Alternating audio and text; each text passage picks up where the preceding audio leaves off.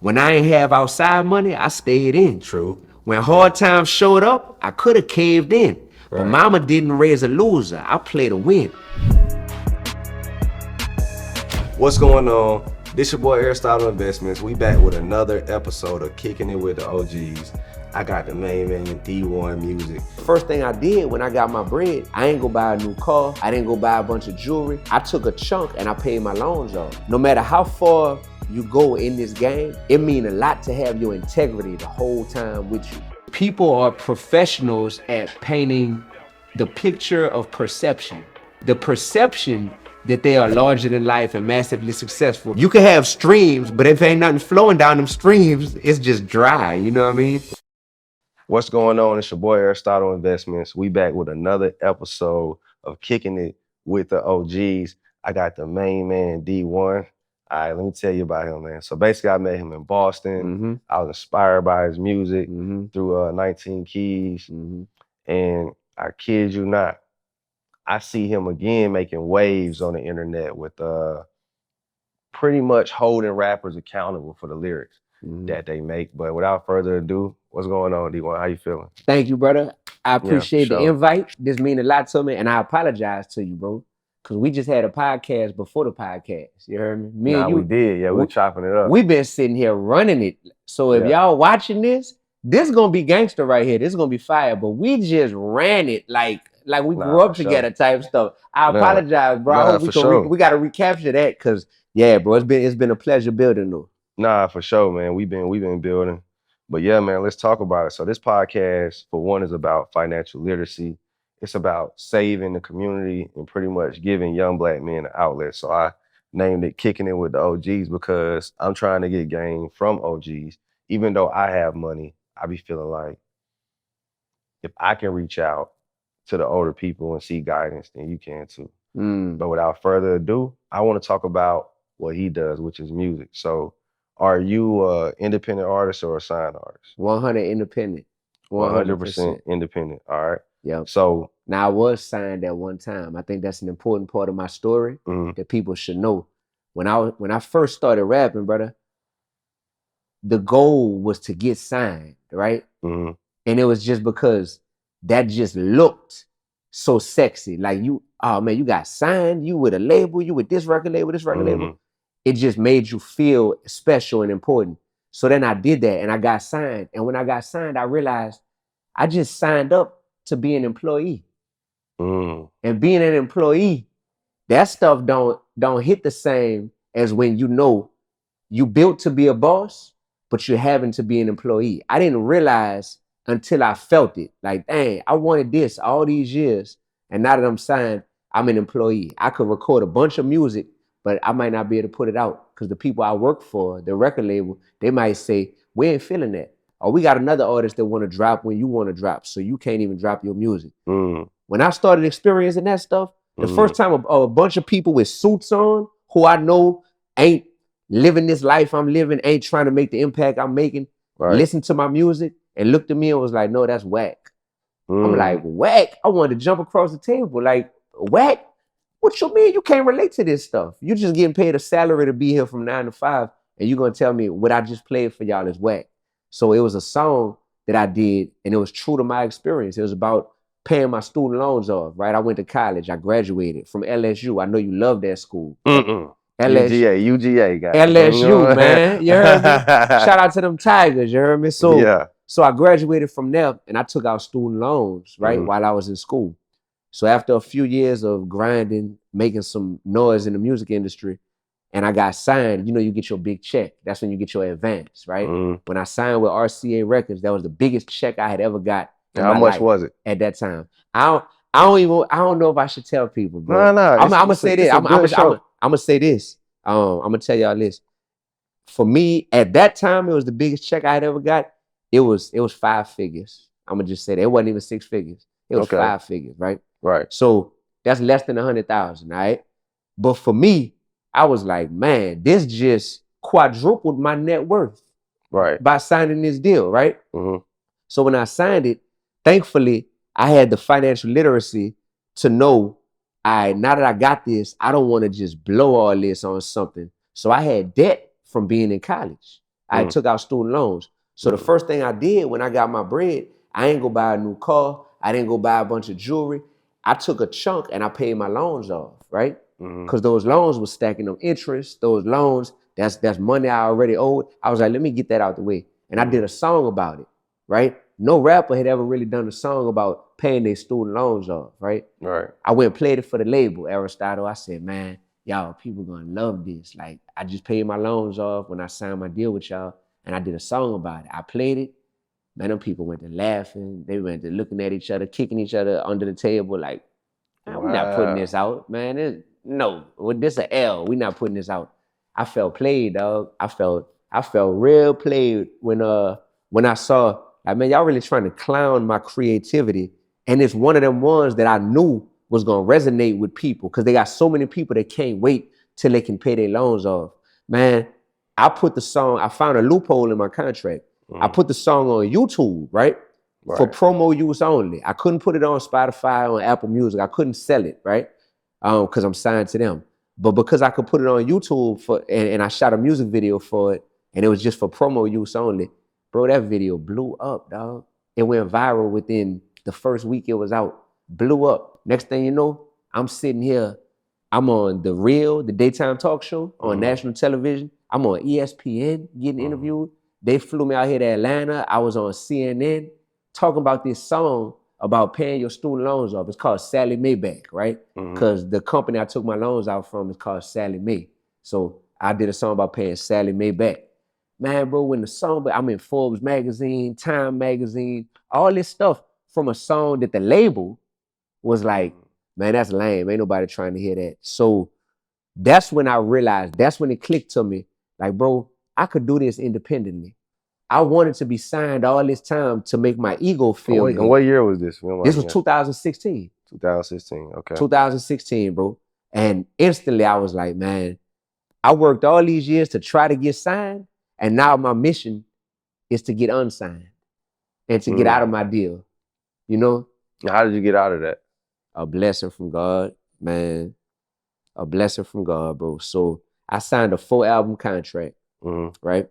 The label has control. They have clauses in the contract to where when you drop one album, you got to wait at least 9 or 12 months before you could drop another album. So this is all things that are structured to where you can't just go and record a bunch of music, drop it quick, and then you out your deal. They kind of got you for the long term, you know, because they got all these clauses in there, right? So I was like, man, I'm going to be with these people for the longest, and they don't even really believe in me. And the dude that signed me, shortly after he signed me, he ended up moving to another division of the label. So he believed in me, but he was no longer over my project. The new dude that they put over my project, you know how you meet somebody? Like, I feel like when we met in Boston, it was one of them, we didn't even talk that long, but it was one of them, like, it's a respect there. You seem like a genuine dude and vice versa. And look what it led to, you know what I mean? With us, this was RCA Records I was signed to, one of the 4 big record labels in the whole world. Yeah, RCA. Yeah. I knew that this dude didn't believe in me, but he was gonna keep me signed to basically make me suffer. Like, I'm gonna keep you signed so you can't really do too much, you heard me? But I'm also not gonna push you. This is how I got out my deal. A dude in New York, dude named Rob Love.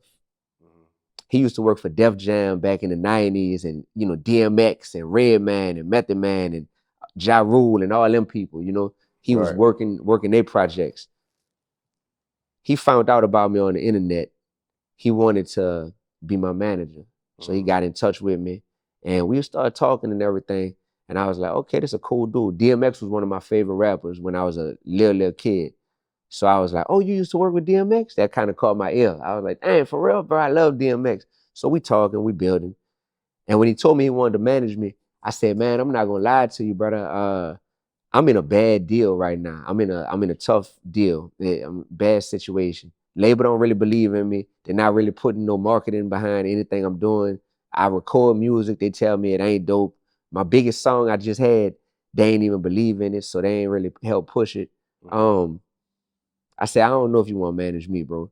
He was like, well, who's over your project? Who's over your division at the label? I told him the dude's name, who was over RCA at the time. He started laughing. I said, why you laughing? He said, man, that dude you just named used to be my college intern. He used to work for me.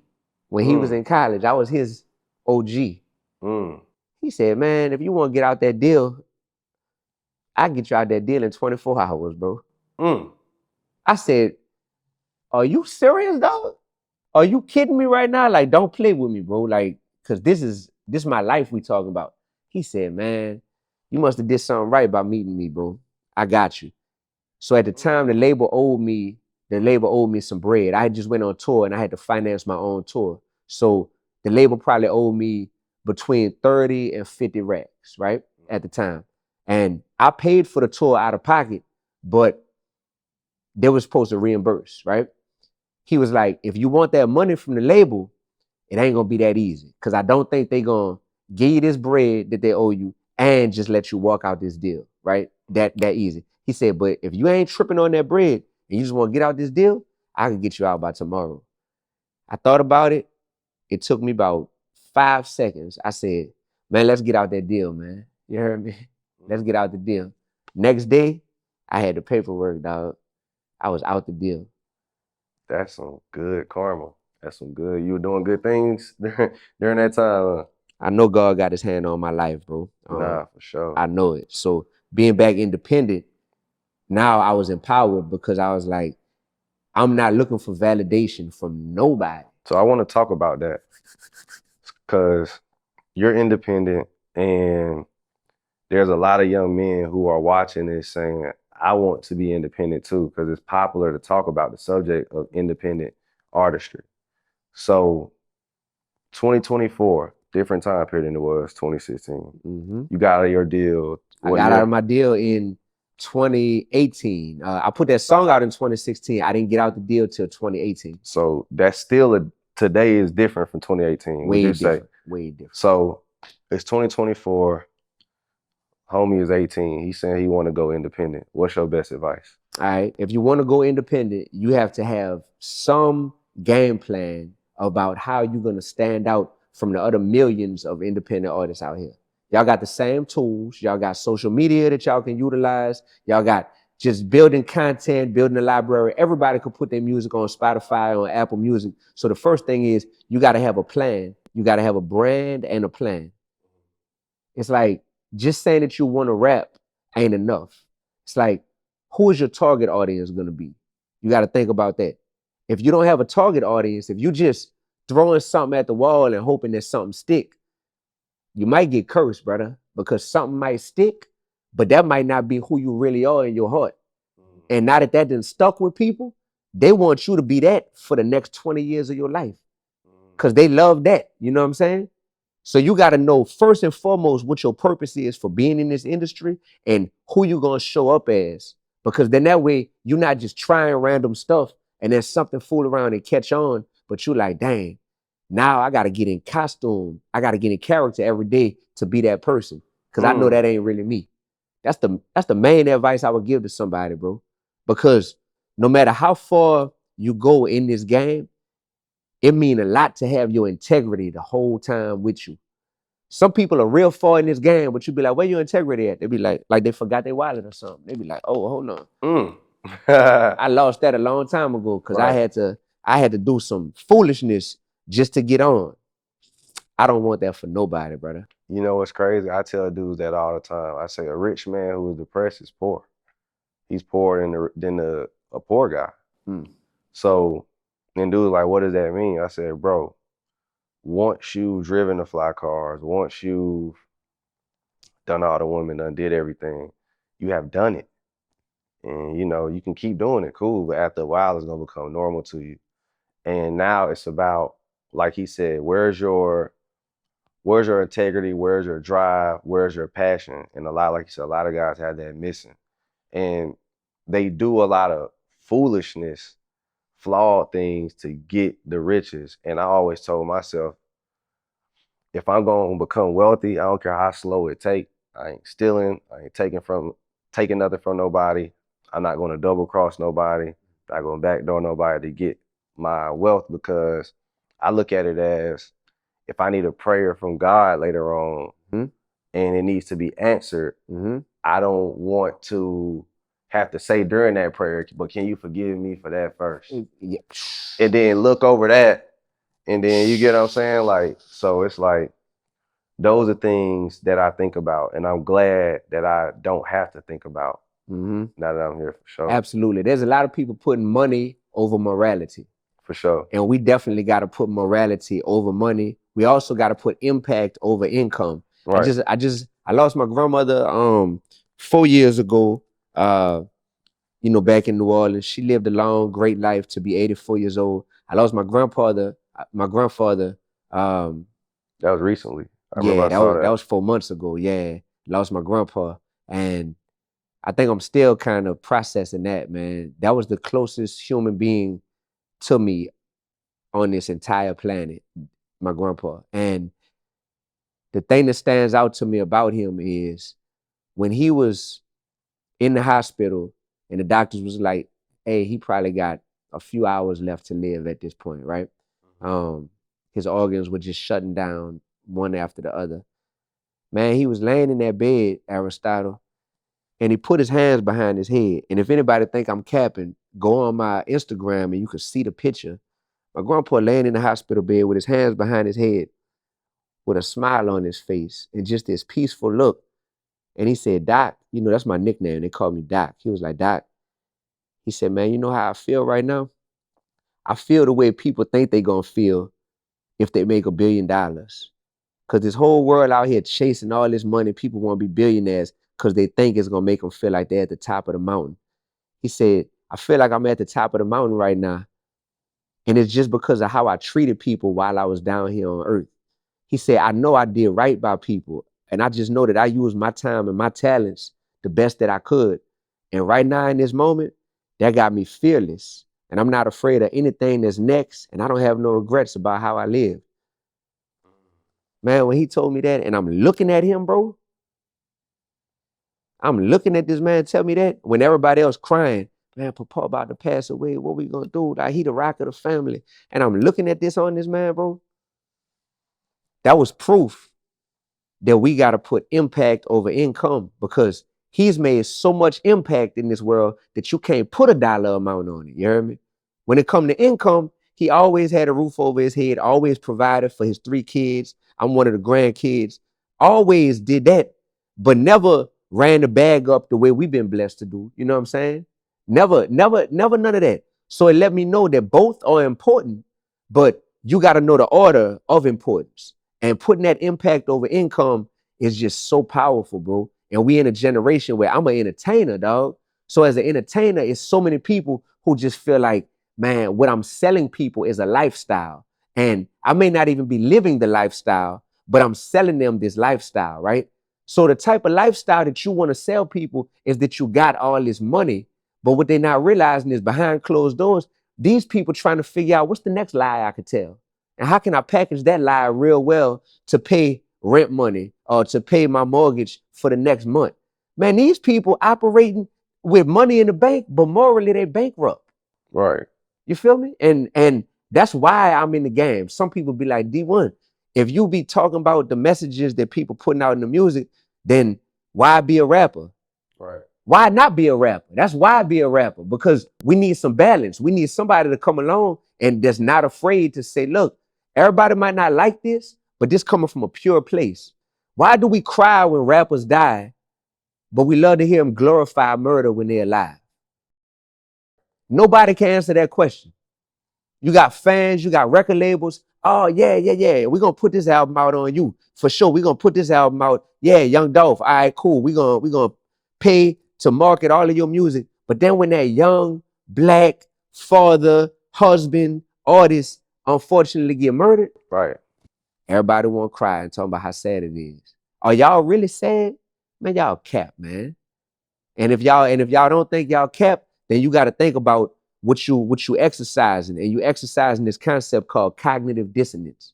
Cognitive dissonance is when you know that one thing is right, but you're doing another thing.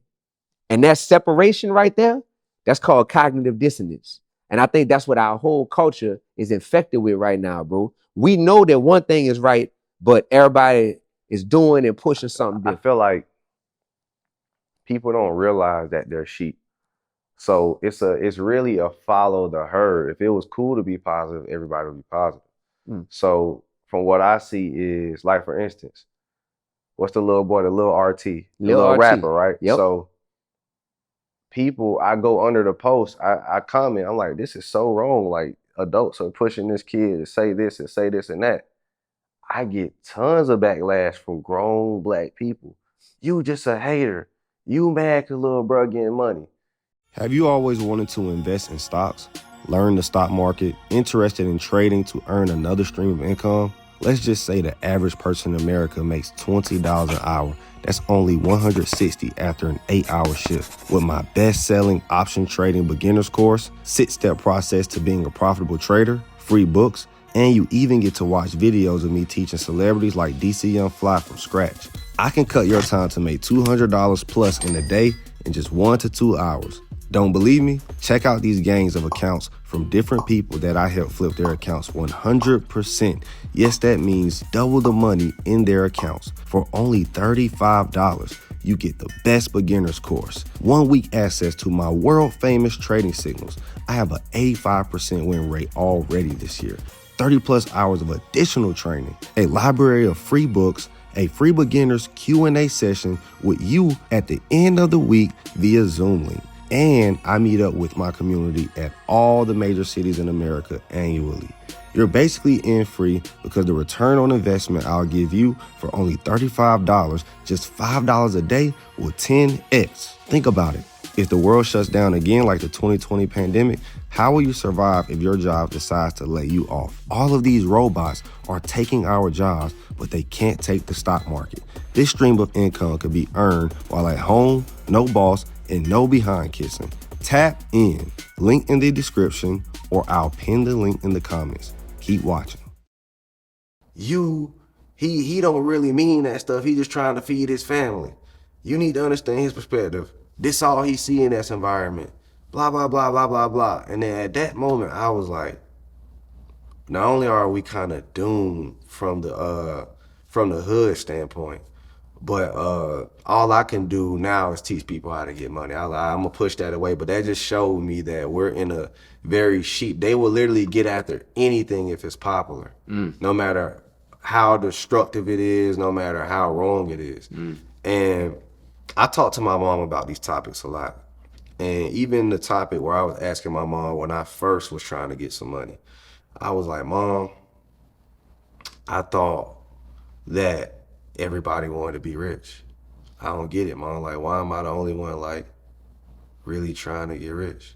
She was like, son, not everybody wants to get rich. Not everybody wants to everybody wants the riches, but not the work. And my mom, so my mom was saying, you just willing to put in the work, so you're gonna get there. And she was like, but you gotta, and I was only 21 at the time. And I had made my first 6 figures when I was 21. I was still in the Army, but I was investing my money, writing books, mentoring people, all while I'm in the Army. All right. Because I had a computer job.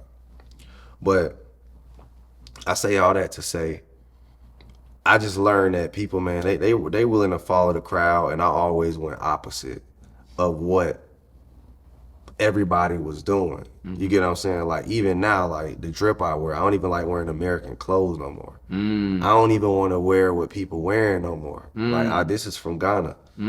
These cost $250 a piece, and I won't tell nobody where I get it from, or well, who I get it from, because I just like to dress different. I like to look different.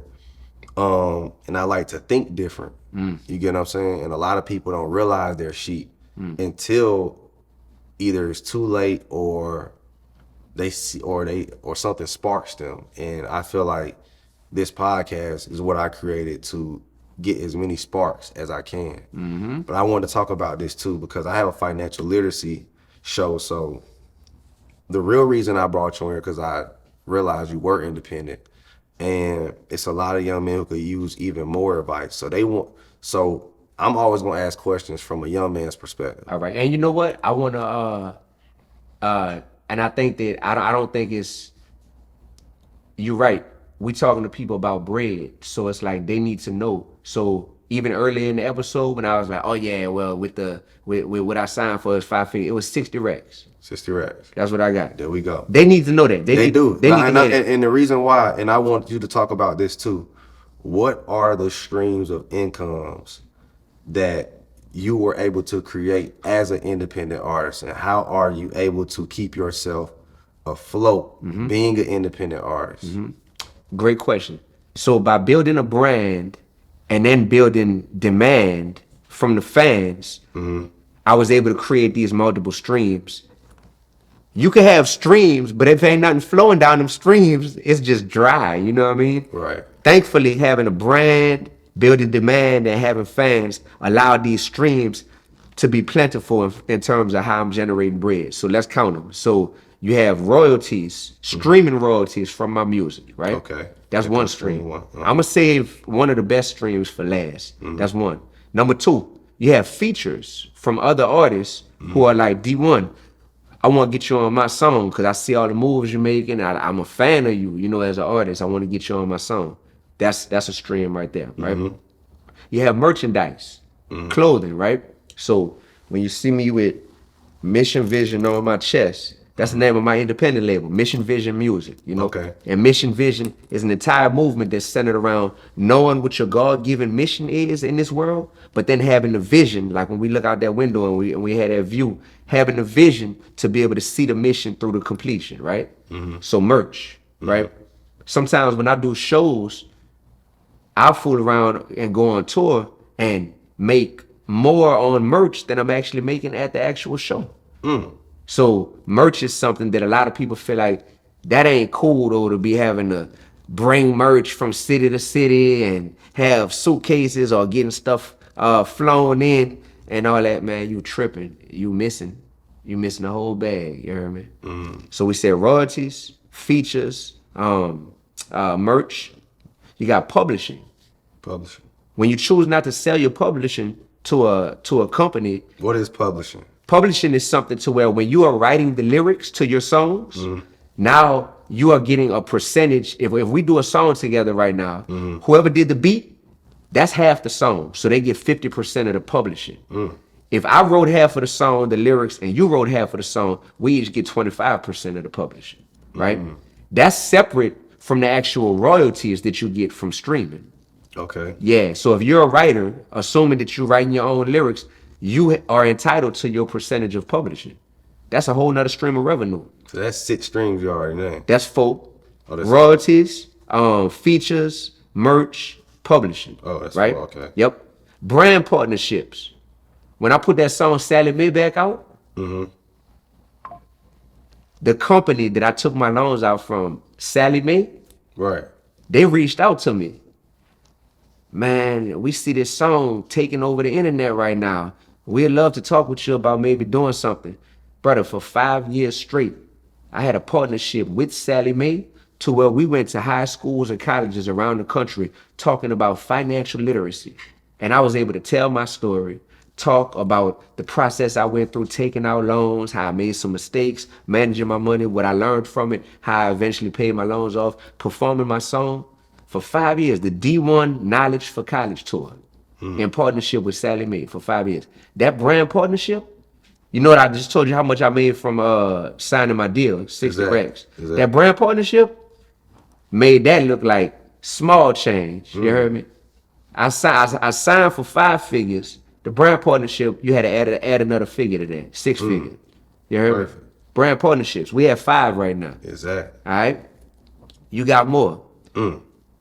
You got what I've been doing lately, which is you can have your music and allow your fans to name their own price and not have to go stream it. So on my website, I've been able to build out, if people go to Dee-1music.com right now, DEE, music.com, I just put my 11th album out. It's called From the Hood to Harvard, right? Yeah, you can go on Spotify and you can go on Apple Music and find it there. But I ain't gonna really make that much bread from that. As an independent artist, we are making 0.03 cents. So that's 1/3 of 1 penny. 1/3 of a penny every time somebody stream our music, right?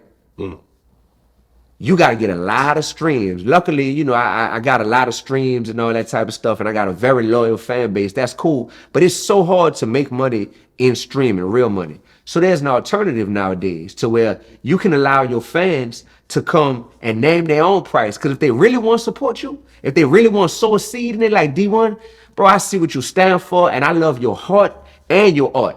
I got to give you more than just 1/3 of a penny to go and stream you on Spotify. I want to sow a seed into you. This option allows people to name their own price, and they can still stream the music, but they're streaming it directly from you now. A streaming player ain't hard to build. So you have a streaming player to where it's like Aristotle is like, D1, I'm rocking with you, brother. Like, I want to listen to your music, but I'm really trying to show you how much I support you as a man. Here go $20 for your album. Right. You know how many times you would have had to stream my music on Spotify for me to make $20? Probably thousands and thousands of times. Bro, I would just sell my album for $1. Even sell it for $1.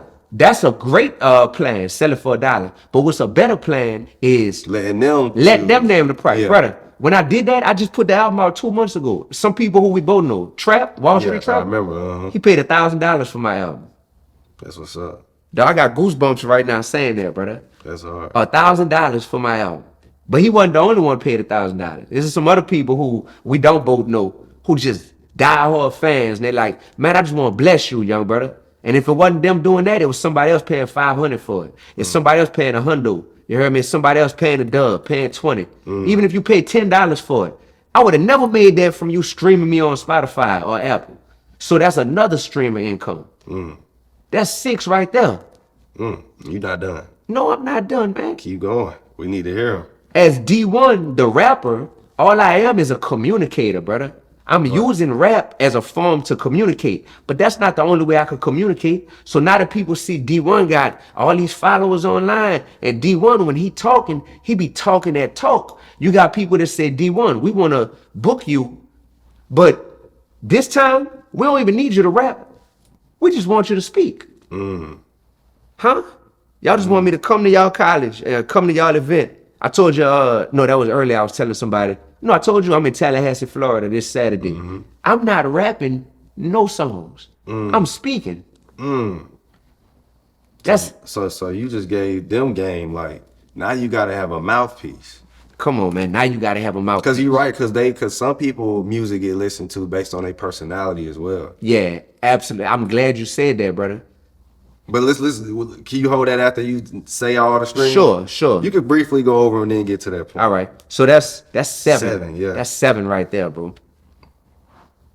In addition to those 7, what have I done in this game that has been able to make money? I'm trying to think, because I know that there's more, and I'm gonna be mad at myself if I'm like, wait, I do this as well. We just named 7 streams of income just from being an independent artist.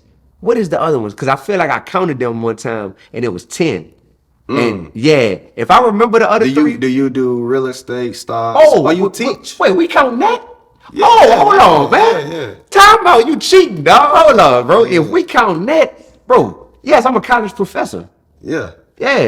I'm doing a fellowship at Harvard University, and I'm a professor at Tufts University. They both up there in Boston. How you spell Tufts? Tufts. Okay, Tufts. Everybody know Harvard University, exactly, right? And Tufts is fire. We gotta get into that too. Like, you're a professor at Harvard University. That's literally crazy. Like, we on spring break this week. That's why I'm down here. You know what I'm saying? If not, I'd have been like, brother, I love you, but I just can't. I got class. I got to teach my students today, you know? But we on spring break, so I was able to come and, you know what I mean, fellowship with you. You right. I'm glad you said that, because they got D1 as their professor. They didn't say, no, we want David Augustine. They got D1. If I wasn't a rapper, a successful independent artist, they wouldn't even wanted me to come up there. You're right. That is a stream of income that I've been able to build from being an independent artist. You're absolutely right. That's 8 right there. By being an independent artist and generating money 8 ways, then you get this money, and it's about how you're going to manage the money.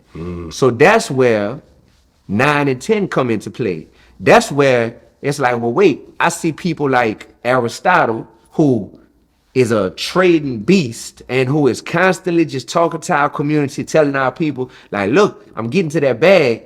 And I'm right over here, y'all. Like, I'm doing it. Like, come on, like, come get some of this with me. And I see that, and I'm like, word, stocks. I wasn't really taught that growing up, but I see so many people who look like me now who are into it.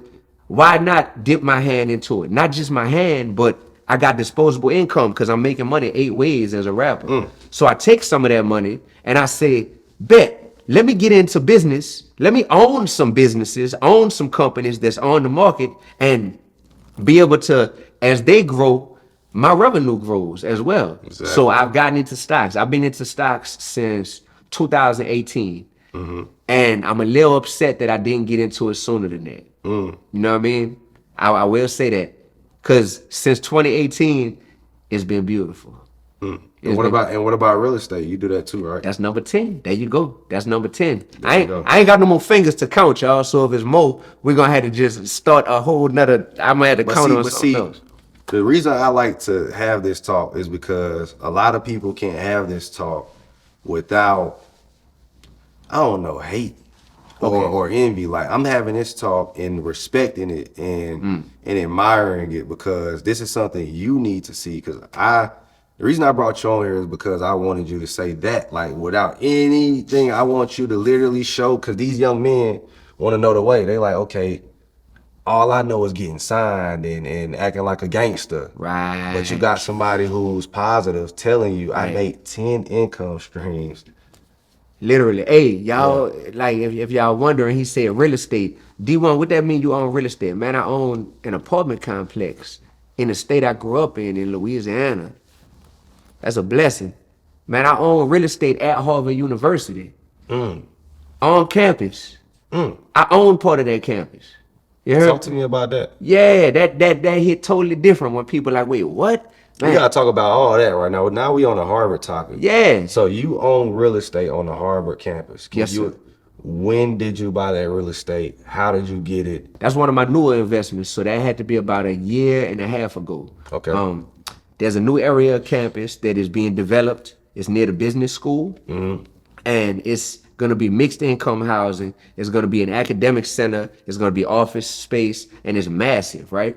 So being connected with the right people, once again, being connected with the right dude got me out of my deal when I was trying to get out of my record deal. Being connected with the right people who are seeing what I represent, what I stand for, and who are knowing like, hey, we have an opportunity right here. There was an opportunity presented to me to where there's a certain amount of money that is being earmarked and set aside for minority investors. And we are minority investors. Right. Who doesn't want some real estate on a campus like Harvard University? It was a no-brainer for me. It was a no-brainer. I said, man, really? So it's not always just what you know, it's who you know. Who you know. Yeah, bro.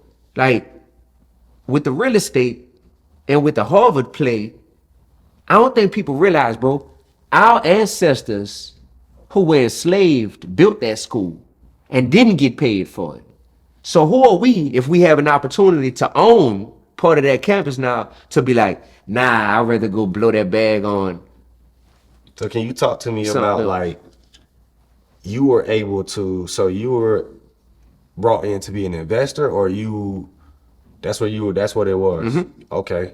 So you are an investor on the Harvard campus and you're a professor on Harvard campus. Professor in academia, they have all these different distinctions. I'm a professor at Tufts University and I'm a fellow at Harvard. When you're a fellow, you can teach and you can do research. I'm doing research on the role that hip hop plays as a teaching tool inside the Black community, right?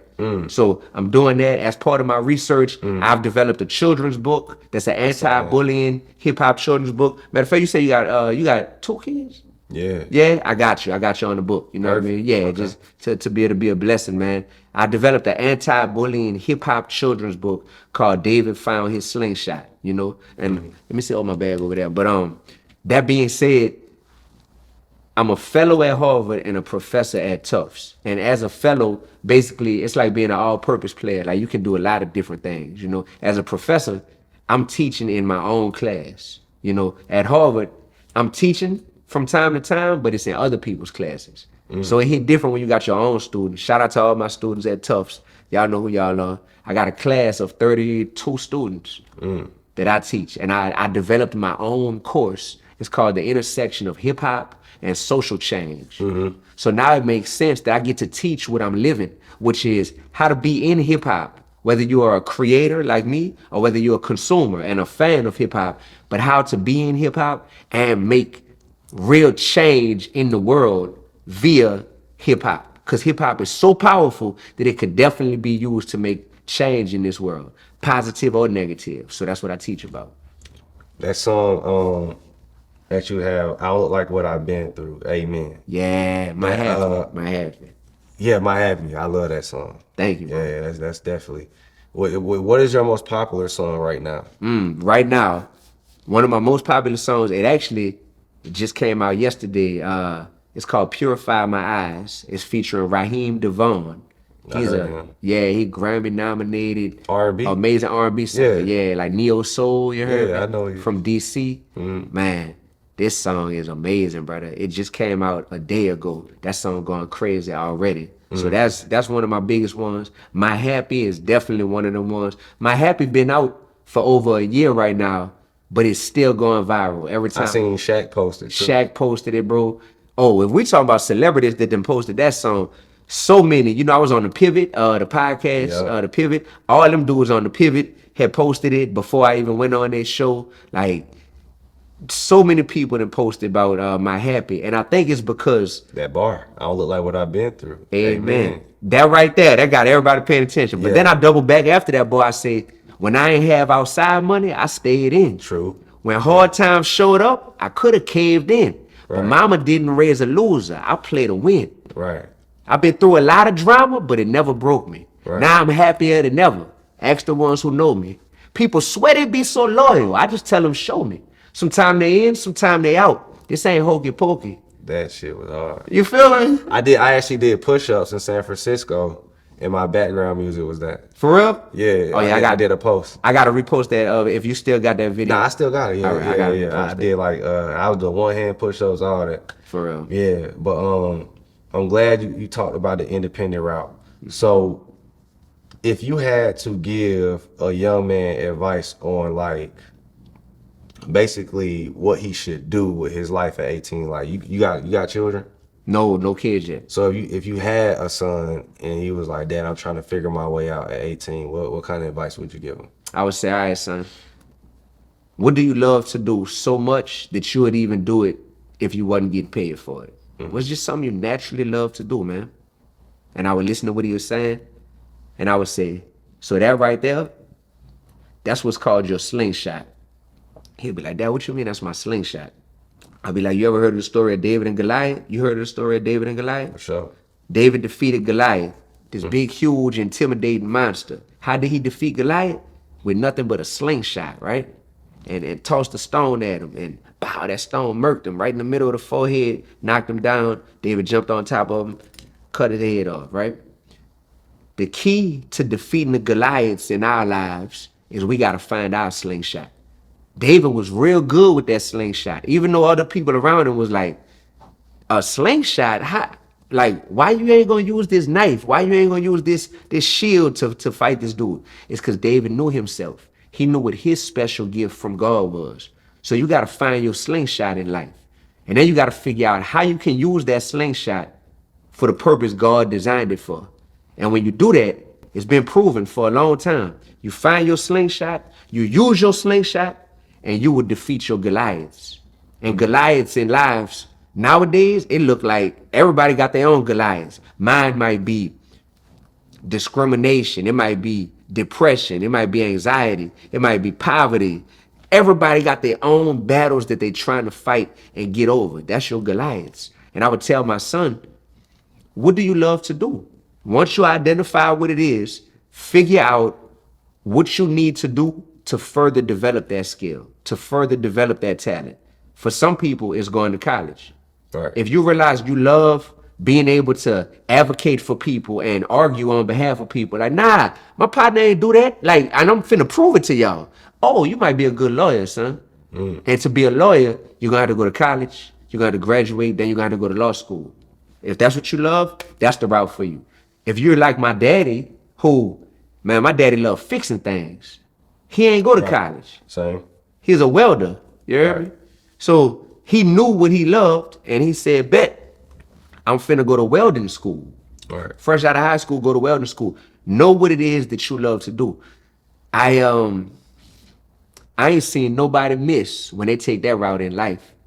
Ignore all the noise. I had to ignore what my mama was telling me to do. Because when I went to college, she was like, be an engineer, David. Because engineers make a lot of money. Be an engineer. Trust me, to be an engineer, you're going to be straight. And when I was a freshman, I was an engineering major on the strength of miles. I'm sitting in them classes, bored out of my mind, dog.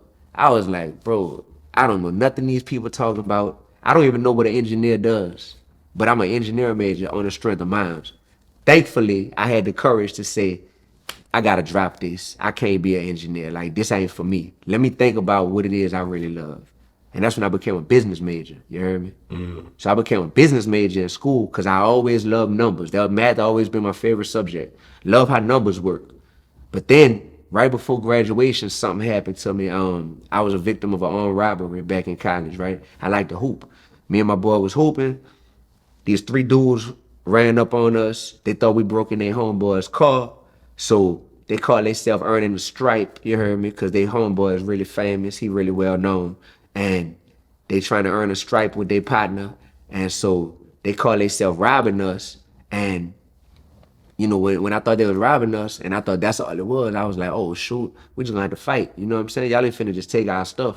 But then one of the dudes pulled the gun out, put the gun on my temple, and when I was sitting there on that basketball court, standing there, and I had my hands like this, and dude had that gun right there, man, I thought that was a wrap. So I was like, dang, I'm about to die the same way one of my best friends just got killed back in New Orleans. Like, this is crazy. I was thinking about that, but I was also thinking about all the impact I could have made while I was down here on people's lives, and sometimes I was afraid to speak up.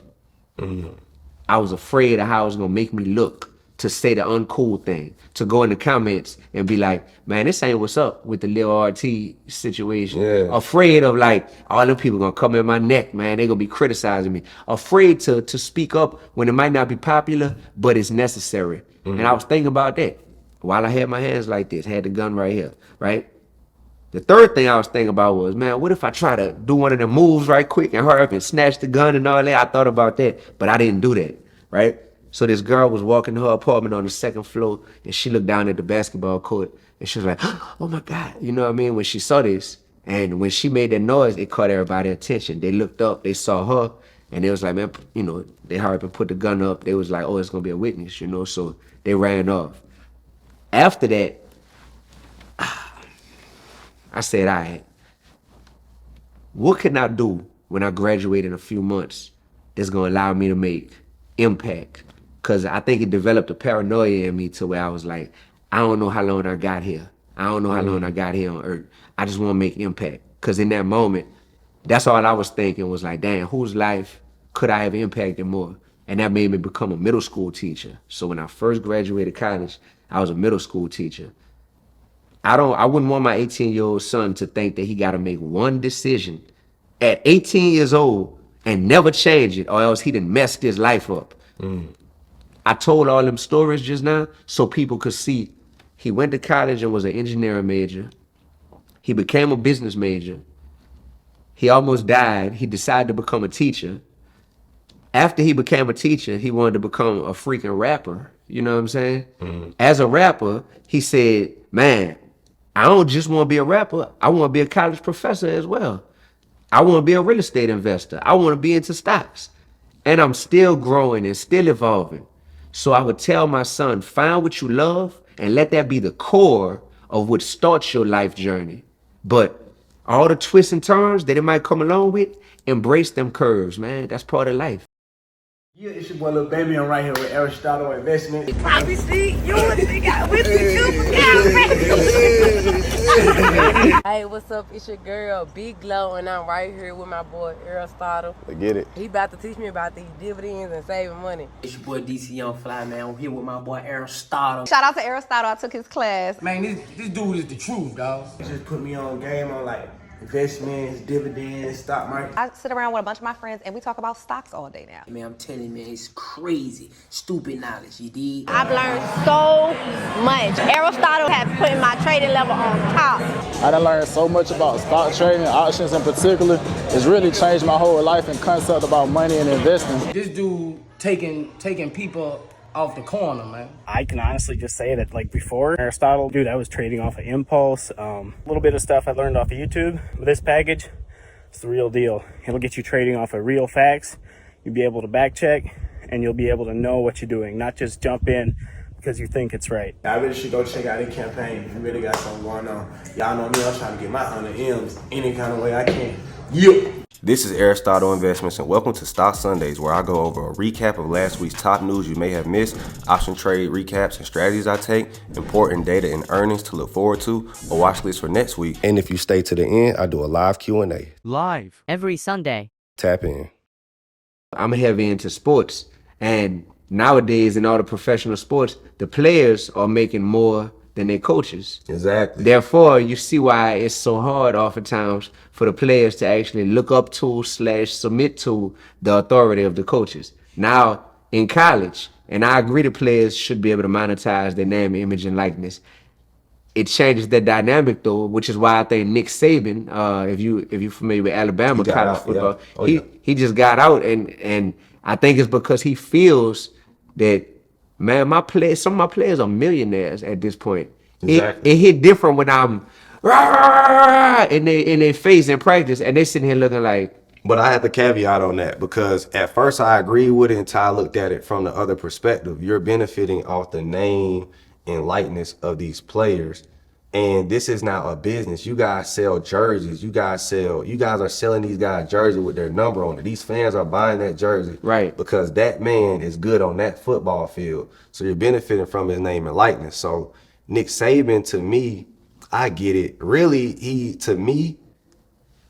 didn't want to not have an advantage anymore. He had an advantage. That's what I meant. Yeah. We're saying the same thing. Yeah, I know. Yeah. But I'm just caveating off that point. Yeah. He did not want to not have an advantage anymore. His advantage was we got the best pipeline to the NFL. Yep. And now that it's about money, now I can't go get these players based on that. Yep. So my 30 years of coaching tenure or 20 years at Bama is now finished. I have to compete with everybody. That 5-star player who just caught that ball against us was supposed to be mine. Yep. You get what I'm saying? Like all these guys would have been mine. Caleb Williams, everybody would have been at Bama if it weren't for NIL and all that. College sports are like slavery in some ways when you think about it, to where it's like, you got the talent, but you ain't gonna get no money from this. I'm gonna get all the money from your talent. And because of that, that gives me power over you, to where you start to think less of yourself. And sure, we'll give you a college scholarship and we'll allow you to come here, but we're not setting you up with any kind of programs or anything that's going to make it to where we even care if you graduate. Bro, the graduation rate amongst college athletes is not high at all. At a lot of these schools, there's top 25, ranked top 25 here, but they don't even care a lot about their players, to where they're ensuring that they're going to be successful once they're not playing for your team no more. I think it's a business too. I'm going to be honest with you. I don't even think college players should be given schoolwork. If they're like, I don't know. Interesting. Because it's almost like, okay, if he the quarterback, you know why he here. Do I want him focused on Aristotle? Everybody ain't gonna go to the league though, bro. I know that, but like, sir, I think it exists already. I know these boys ain't doing that damn schoolwork. I know they got people doing the schoolwork for them. Brother, I went to LSU. I know the people who were doing the schoolwork. Yeah, I know the people who were doing it. Say ain't no way these dudes doing schoolwork, bro. He gonna remain nameless, but one of my boys, he got put off of one of the major sports teams for cheating, because the person that was gonna do his schoolwork for him got mad at him. They fell out, you heard me? Mm-hmm. So he was like, man, I don't know how to do this stuff, and tried to cheat, got caught, you know what I mean? And got caught multiple times. Eventually got put off the team. Like, cats be lost, man, because they get brought there, and trust me, from the time you're getting recruited, you got people that's in your ear that's telling you like, man, you're gonna be straight, bro. You ain't gotta worry about all this. Matter of fact, you don't even need the GPA that everybody else at this school need just to get into the school. Right. You can have a lower GPA because you could dunk, because your 3-pointer went. Like, you get treated differently from day one, and it breeds this level of comfortability, especially at the big schools, bro. The big sports schools like I went to, man, the athletes be feeling like, I'm him. Like, I'm him through and through. But the problem is, they got a lot of people that's him in college, but they only got a few hundred players in the league. If we're talking about basketball, for Oh yeah, I told somebody this too. Somebody was telling me about a statistic in the stock market. They was like 90% of traders fail, and I said, okay, 90% is a way better number than 0.1% going to the NFL, and going to the NBA or the MLB. You have a 0.1%. And throw rappers in there too, because I would say exactly. 0.1%. 0.1% can be Lil Baby or there you go, this and that or the Nets, whatever. Yep. So I said 10% win. That is a large population of people who winning versus a 99.9% of people who fail at the thing you want to do. So then the challenge becomes how to make the stock market seem as appealing and as fun and as cool to the youth as playing sports or rapping is, because numerically it's like, oh, you need to go stock market all day, you got a way better chance of success. But the reason why all of y'all are trying to make it to the NFL, NBA, or as a rapper is because clearly it's way more fun, and that's something that is pushed upon us. Is like, oh yeah, go and have fun and go play sports, go have fun and rap. I tell people all the time, like, a lot of these rapper athletes, or really all, they go broke because lifestyle, right? Okay. So I recently just watched this NFL defensive end named Croy Bierman. He used to play for the Atlanta Falcons. He actually stays in literally near me. He was just on TMZ screaming and crying. His wife was just on Real Housewives of Atlanta years ago. Dude saying they went broke. They got a $5 million house. He done signed for maybe 30, 40 M's in the NFL, but don't got none of it left. And somebody was like, how is that possible? I said, I'll tell you how it's possible, bro. Like, once you get, cause like the lifestyle I'm living, if I don't bring in enough income, of course I can save money with getting rid of employees, doing this and that. But, and don't get me wrong, my bills aren't high, but based on what I'm doing now, you gotta have that money coming in. So I say all that to say, young men should think about what's going to consistently give me money for the next 10, 20 years, not what's going to give me money for a 2-3 year period stretch and think I can stretch that out for life. That's what they're thinking. Like, once I get to the NFL, like, don't get me wrong, like 30, 40 million, you could be set for life. Yes. If you do the right things. Yes. All of them ain't getting that though. Yes. You get what I'm saying? Everybody not getting to that second contract. That rookie contract Exactly. is all that a lot of people, I think the life expectancy of a player in the league is 3 years. Thank you. NBA, how many people can really, like, you know how many dudes we see were not like 25, 27, 30, still thinking they about to go to the NBA. I'm gonna go overseas, I'm gonna do that, I'm gonna do this. So what I tell young men is, I always thought business because I already understood that.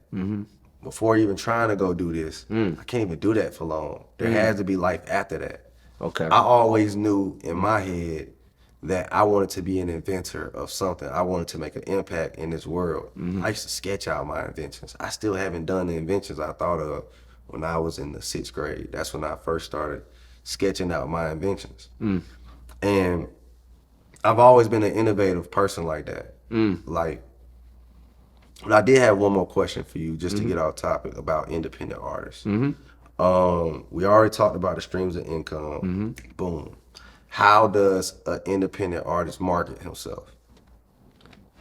There's no one way to market yourself as an independent artist. You first of all have to know what you're marketing, because if you simply just marketing the most recent piece of content that you made, that's a very short-sighted way to market.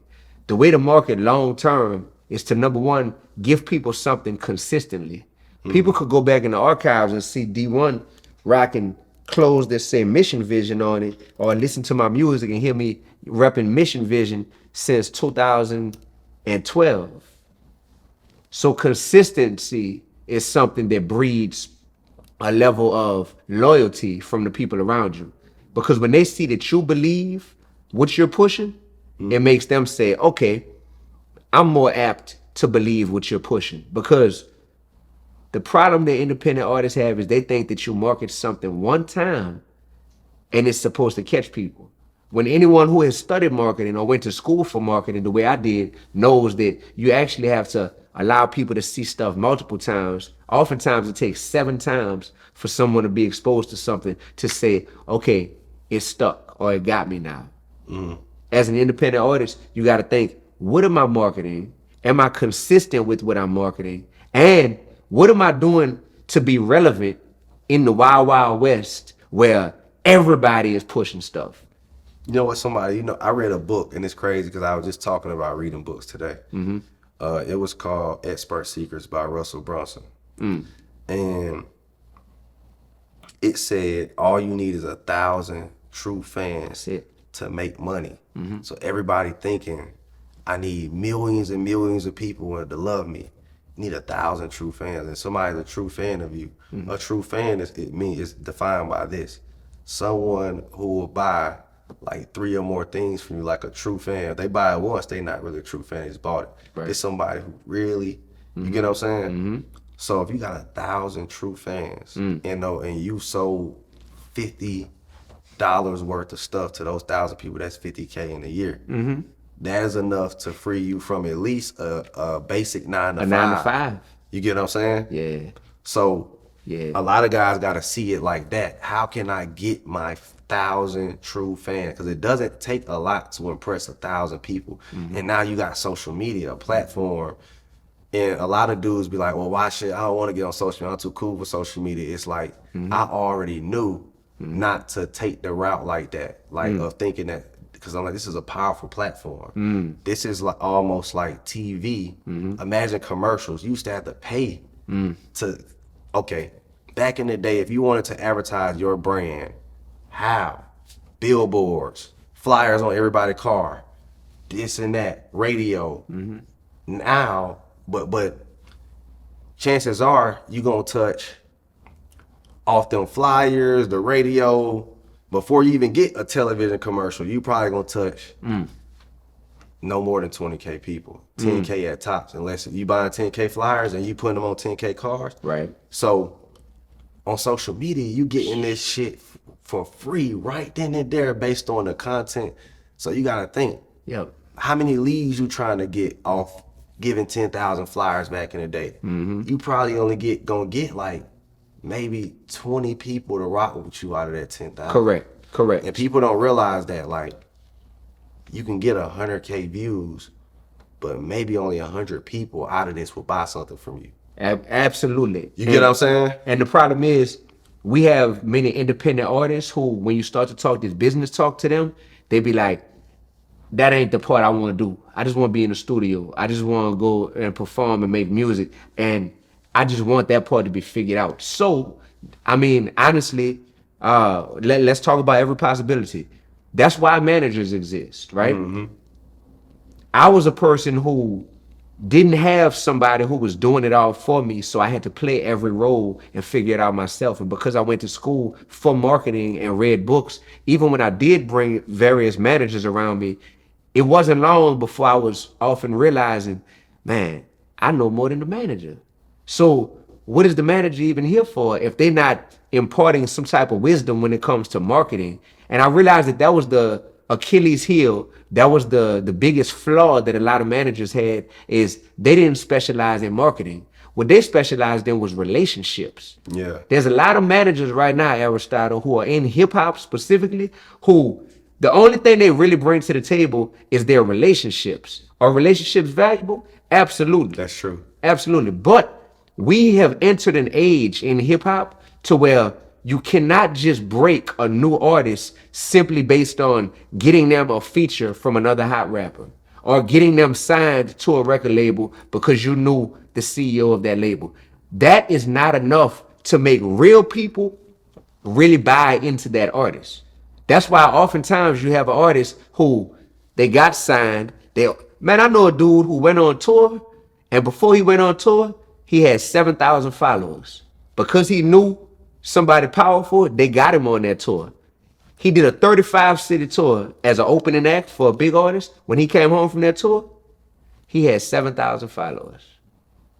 The people wasn't feeling him. He had the connection to be able to get on the tour, but he didn't have the product. He didn't have the authentic nature of what's needed to say, wow, we formed a bond with you tonight to where we try to stick with you forever. Meanwhile, let me use D1 as a case study. In 2013, I went on tour with Lupe Fiasco. That's like one of my brothers out of Chicago, right? Lupe is legendary hip hop artist. I have people who come up to me to this day and they'll see me and they'll be like, I first discovered you when you were on that tour with Lupe back in 2013. All that lets you know is I did something 11 years ago when you saw me on stage for 15 minutes that stuck with you that night, and you still rocking 11 years later. That stuff is powerful, man. You're right. Like, because my manager is the one straight ahead, Jeff, and he not only had relationships, but he also knew marketing. And we would exchange plays. Like, I made millions because of that guy. Real talk. Yeah. So it's like, that's a good manager then. If you can say, I made millions because of this person, in part because of this person, it was a team effort. That is totally powerful. If I have a plate that I've built already, so this is something I go through currently, if I could be transparent. I've built a plate at this point, you know, by the grace of God, a nice plate, you know, of success. I don't have a manager. Would I love a manager? Absolutely. You want the right one. I want the right one. You took the words from me. What should a young independent artist look for in a manager? You said marketing. Like, name the traits of a great manager. Right. So you want a manager who can see something for yourself based on the raw talent that you have, that they can see what the finished product could look like. But then the manager has to be humble enough to ask you if that is a direction that you would be down with growing in. Because they could look at you and be like, man, you could be the next Lil Wayne. You from New Orleans, you heard me, you intelligent, you got wordplay, you got dreadlocks, the girls love you, da-da-da. You could be the next Lil Wayne. And they want to push that on me. Meanwhile, I'm like, but my message is be real, be righteous, be relevant. I'm on a totally different wavelength. You know, I'm putting God first in everything I do. And I don't even curse in my music. Like, I don't think that's the route for me, brother. If you got a manager that's like, oh, see, you say you want me to help you, and then I give you an idea, and then you don't want to take my advice. I can't work with you. That manager got too much ego. A manager got to have the balance of, I got an idea. I can see something for us, but I work with you. Matter of fact, I'm here to help grow you in the direction that you want to grow in. So I may offer ideas or suggestions, but I have to be humble enough to say, oh, you're not feeling that one? Understandable. Everything is a conversation. Communication leads to unification. That's how you get tight with people. We met each other one time for a few minutes before this. Once we share this space together, how we've been doing, even before the cameras came on, and now while that the cameras is on, this leads to, it's a whole different type of bond once we leave here. That's because communication leads to unification. You got some managers, now you done opened up a can of worms that I have a lot of experience in. You got some managers, if you're an independent artist, don't do something that I did early on, which was, I was so attracted to certain managers because of a big artist that they already worked with. But because of that big artist that they work with, that was taking up 98% of their time. So they see me coming along, I'm persistent, I hustle, I'm a beast when it comes to rapping, and they kind of like, you make it kind of hard to pass on you, D1. Like, yeah, like I'll work with you. But then I can't never get in touch with the manager. Never get in touch with some of these people, brother. Never. Like, With the manager? With the manager, to the point where it's like, man, I've been calling this dude for the last week about stuff, and I literally can't get a call back.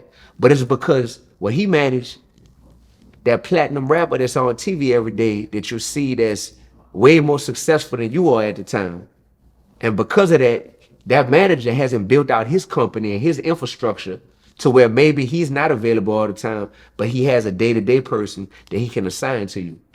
And then he can say, this is going to be your point of contact on a daily basis. Mm-hmm. And then that person is going to be able to get in touch with me for the big stuff. A lot of managers, they don't even have that type of infrastructure built out. So with artists, that's one thing that I went through, bro. I've never talked about this. I went through the frustration of wanting to get with a manager because of somebody real big that they already managed. Mm-hmm. But then the other side of that was, man, I can't even get in touch with you. See, now we opening up a real can of worms because I had to understand that. And you only learn as you grow. I had to understand that just because somebody attached themselves to a big name doesn't mean, because they can lie. They can say, I was responsible for that. You see that record? I was blah, blah, blah, blah, blah. But then when you go around that person and you go ask that same person, what I had to realize is if you really want the reference, hear it from the horse's mouth, not the person, who's selling themselves to exactly based on another person. Never let another person sell you what they did for another person unless you go ask that other person. Because I've been in situations, but I always thought it was messy to go behind and do that. Then I did it. A dude was like, yeah, I do this. I'm responsible for growing his brand. I did blah, blah, blah. So I'm like, oh, who brand? Okay. Bro said, I'm looking to grow my brand. Bro said he was responsible for growing your brand. Did he tell you why he got fired? You know what I'm saying? Like, I'm like, wow. Dang. So so I learned something from that. Always go. If you can't check the facts, don't even do it. Right. If he can't show you, like, you know what I'm saying? Like, I'm learning a lot about business. Even now, like, I'm going through a transition where this show is blowing up. So a lot of people are reaching out, trying to benefit from my clout as if I'm some inexperienced, I don't know that you're trying to do this. I just want a bunch of entourage people around me. They don't even realize I'm not even that type. Wow. You get what I'm saying? When you say they were trying to benefit from it, meaning they just trying to, hey man, put me on there, man. We got to talk that talk, man. Da da da da da. Right. Yeah. Right. But it wasn't like that. You know me for how long? You get what I'm saying? And then, like, even then, this is for the people I rock with, not for the people who rock with me. That's a bar. I got yeah. So it's like, yeah, you rock with me. Yeah. But I'm not inspired by you. Right. I only want to talk to people I'm inspired by. Wow. And to you, it may seem uppity, but then again, you don't know me and I don't know you. This is another thing I had to realize too. I don't attach to men based on social media following. Okay. I gotta vibe with you in person. And if I don't like what I see in person, you can't get mad at that. You get what I'm saying? Like, yes, you rock with me, and there was a connection in your eyes, but it's not a connection in my eyes. Big facts. You get what I'm saying? Big facts. That's something that I've seen out here in Atlanta. You know, Atlanta is marketed as the Black Hollywood, and this is Wakanda. And you come out here and you see a lot of people online who, okay, they from Atlanta or they based in Atlanta. Based, not from. Not from. Yeah. He don't like that. He said Atlanta is full, you heard me? He said stop, you heard me? They ain't from here, Jeff. Boy, keep going on. Yeah, and you see these people online and you can't deny the success. Well, it looks successful because the other thing about nowadays is people are professionals at painting the picture of perception. The perception that they are larger than life and massively successful is something that they have mastered. It's easier to paint because cars are more accessible than they ever been. Okay. It's not hard for me and you to go rent a Ferrari. Right. It's not hard for me and you to go rent an Airbnb and say this is my spot. Right. It's not hard to do anything. So now in my opinion, is getting back to real. And that was the best thing that could have happened. That is the main reason my brand is exploding right now, because what I realize is markets change. The consumer has got smarter. That's in rap, that's in entrepreneur industry. You can't just sell a course just because you sit next to a Ferrari. You can't just claim you hood. People gonna really look up your name and see if you got paperwork to that. This is the most realest it's ever been, and that's what's messing up everybody's marketing tactic right now. So now the real is prevailing. That's why I've been successful lately in taking on the hip hop industry. You're popular now. Real is popular. There you go. And because when people look at it like, when you calling out this about the industry and telling people they could do better, who are you? Who are you? And everybody, and they get mad, and certain artists are saying, who are you, Lil Man, and all that. And then people go and Google, they're like, this dude been the exact same person since 2008. Like, since his career started. Ain't changed a bit. The dreads just got longer and the lyrics got better and the following got bigger. That's all that changed. Then you dropping music as this, and you know what I love too? Because it's like, I met you in Boston last year. And I don't know what point were you in your career just in Boston? That was literally like 2023. Was it either 2 or 3? It was 3. I think Keys did his tour last year. I think it was 2023. It was 2023. Literally, like, was it even summertime yet? No, it wasn't summertime. Nope. Because I spent the summer on the road. So man, we in Boston. I see you. Yeah. It just seemed like from that, just in a year, you went a lot further. Can we talk about that? Just what was your last year like, and how did it grow your career? This question allows me to say thank you to the people and thank you to God, because I've experienced more growth in the last year than any 12-month span in my life. Everything has doubled. Everything. Social media numbers, fans, rates, dates, incoming inquiries, everything has doubled. But the impact has doubled too. It did. The impact has doubled. Just did the Breakfast Club. Yeah, I wanted to do the Breakfast Club 10 years ago. You heard me? But, this past year? Better late than never. Come on, man. Come on, man. You feel me? Just, it's people reaching out now who been aware of what I've been doing and been seeing that he is successful. Nobody can take this from him. This man been in this game 15 years, ain't had a side job or nothing. This man has been successful, been independent, then signed, then back independent, successful the whole time and in his own lane. But this last year, it has gotten to the point to where it's become hard to ignore, because when you're successful and you have integrity and you are putting your morality over money, the industry will oftentimes be like, dang, we can't hate on him, so we're just gonna try to ignore him. Exactly. And now I'm making enough righteous noise and enough righteous impact in these past 12 months to where it's like, can't ignore Dee-1 no more. Can't ignore him no more. All I ask for you is to keep dropping dope music. Don't stop. Continue to do what you do.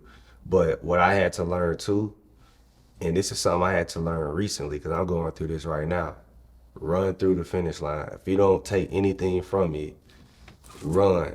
When you there, run. Keep running. Like, don't say, man, this feels good. Like, I'm here. Because that's the reason I'm where I am today. You hit a finish line and kept running. That finish line don't mean a thing to me. I'm gonna run through it, and I'm gonna lap you. Lap them. Keep doing you, bro. Run through it. Like, now is the time. See, what I had to realize is I got to get back into that mode of when I was hungry. Now that I'm at the top, I reverse engineered it. I said, nah, I'm back in the trenches. In fact, I got a job again. I don't have to do this podcast thing. You know, you seen the numbers I make. I don't have to do this. Right. But I said, nah, I'm here. We gonna double it. You get what I'm saying? So that's all I ask for you. Gotcha. Don't get too comfortable. Double. Run through the finish line. Run. Keep running. Sprint. Man. Till you can't no more, bro. Bro, I needed to hear that, bro. I needed to hear that because right now, a lot of the people who I looked up to in the music industry or just in business or who I'm even affiliated with, I'm asking them, like, yo, this past 12 months been crazy. Like, y'all close to me. Y'all see it. What you think we could do? I don't want no blind spots. What you think we could do to double it again or quadruple it this upcoming year? And I'm getting answers like, I don't really know, D. Like, I'm sitting back watching. Dang, you done turned into a fan now. You ain't even a person I could call. That I hate that. I hate when and you know what? Snoop Dogg said this. He said, when you grow, they're still here. You're growing, you're growing, you're growing. But what does that do? Create a gap. So every time you need to go talk to them, you got to come down. And they can't even meet you in the middle. You got to come down here just to talk to them. And then once you leave, you got to go back up here. Come down here, talk to them again. And then all you want is for them to meet you at least halfway. That's it, brother. Just meet me halfway. Yeah. Like, show me some effort. See, like, show me some mind effort. I don't even need, sometimes it ain't even about you making the same money as me. Is your mind elevating as my mind is elevating? Because sometimes I want to come down here and connect with the people who, when I was down here, but sometimes I wish that you could be, you know what I'm saying, but you're not. And you can't even do this with me. Man, there's a difference between what and how. So many people focus on the what. They focused on what they see, which is, man, you've been growing a lot over this past year. That's amazing. I'm focused on how did this growth occur? Because once we figure out the how, we can make sure that it continues. I think, you know what? I'm going to give you some advice that helped me. Because I had to realize that too. Sometimes you could be doing something and you don't know why. So you got to figure out why. So here's how I figured out why. I made a list called What Works in my notes. So I wrote down everything that works and why it worked. And what I do is I write it down and I literally keep doing those 12 things. And I swear, this is like, just do whatever you kept doing. You called out B. Mill, you called out Rick Ross. Keep calling people out. That works. You saw that works. When I called him out, I had some good music to drop. Make sure I got some good music to drop. I don't look like what I've been through. Amen. You get what I'm saying? Oh, y'all like that music? Bet. I need more of them. You get what I'm saying? Community work. That work. Whatever you were doing, and then scale. See, that's the part too. And then pivoting and all that. But that's the best advice I always give people is like, what works? Double down and write down what works and just keep firing at those things because you might not realize it that it's working. Like, I got this system I'm doing. I don't even know why it's working. It's working. Okay. I showed you the numbers. Yeah. I'm just doing my what works board. Wow. That's all I'm doing. Wow. And I know why it's working. Now, when you figure out why, that's even better. You get what I mean? Like, for instance, I got this show called Stock Sundays. Every Sunday, we talk about the stock market. This thing is growing my business more than Instagram, and I got 900K subscribers on here, and I only get 30K views. I get 100K views over here, but I get 30K views over here. Okay. But I'm making more money off the 30K views. Wow. Than I make off the 100K. Wow. Instagram, YouTube, right? I make more money off YouTube. Than I make off Instagram. Hey man, that's another bar we need to let people know is don't fall in love with the sexiness of Instagram. It's sexy. You get them followers up. You get certain people to start following you. It's easy to start feeling yourself and be like, boy, that 903,000 followers look good. Boy, that 600, however many, 617,000 followers I got. That stuff look good. That feel good. And you'll find yourself sitting there all day scrolling and refreshing, just waiting for that number to go up another 1,000 or something like that, or looking to see it. Them comments looking good, boy. I just posted this clip. Oh man, they loving that, and that could be not translating into any money. No money. We gotta talk about that. You famous and broke. So thank you. That part is what always, like, whenever dudes show me something like, yeah, I went viral, but I'm like, if you didn't capitalize off that moment, to me, it does not matter.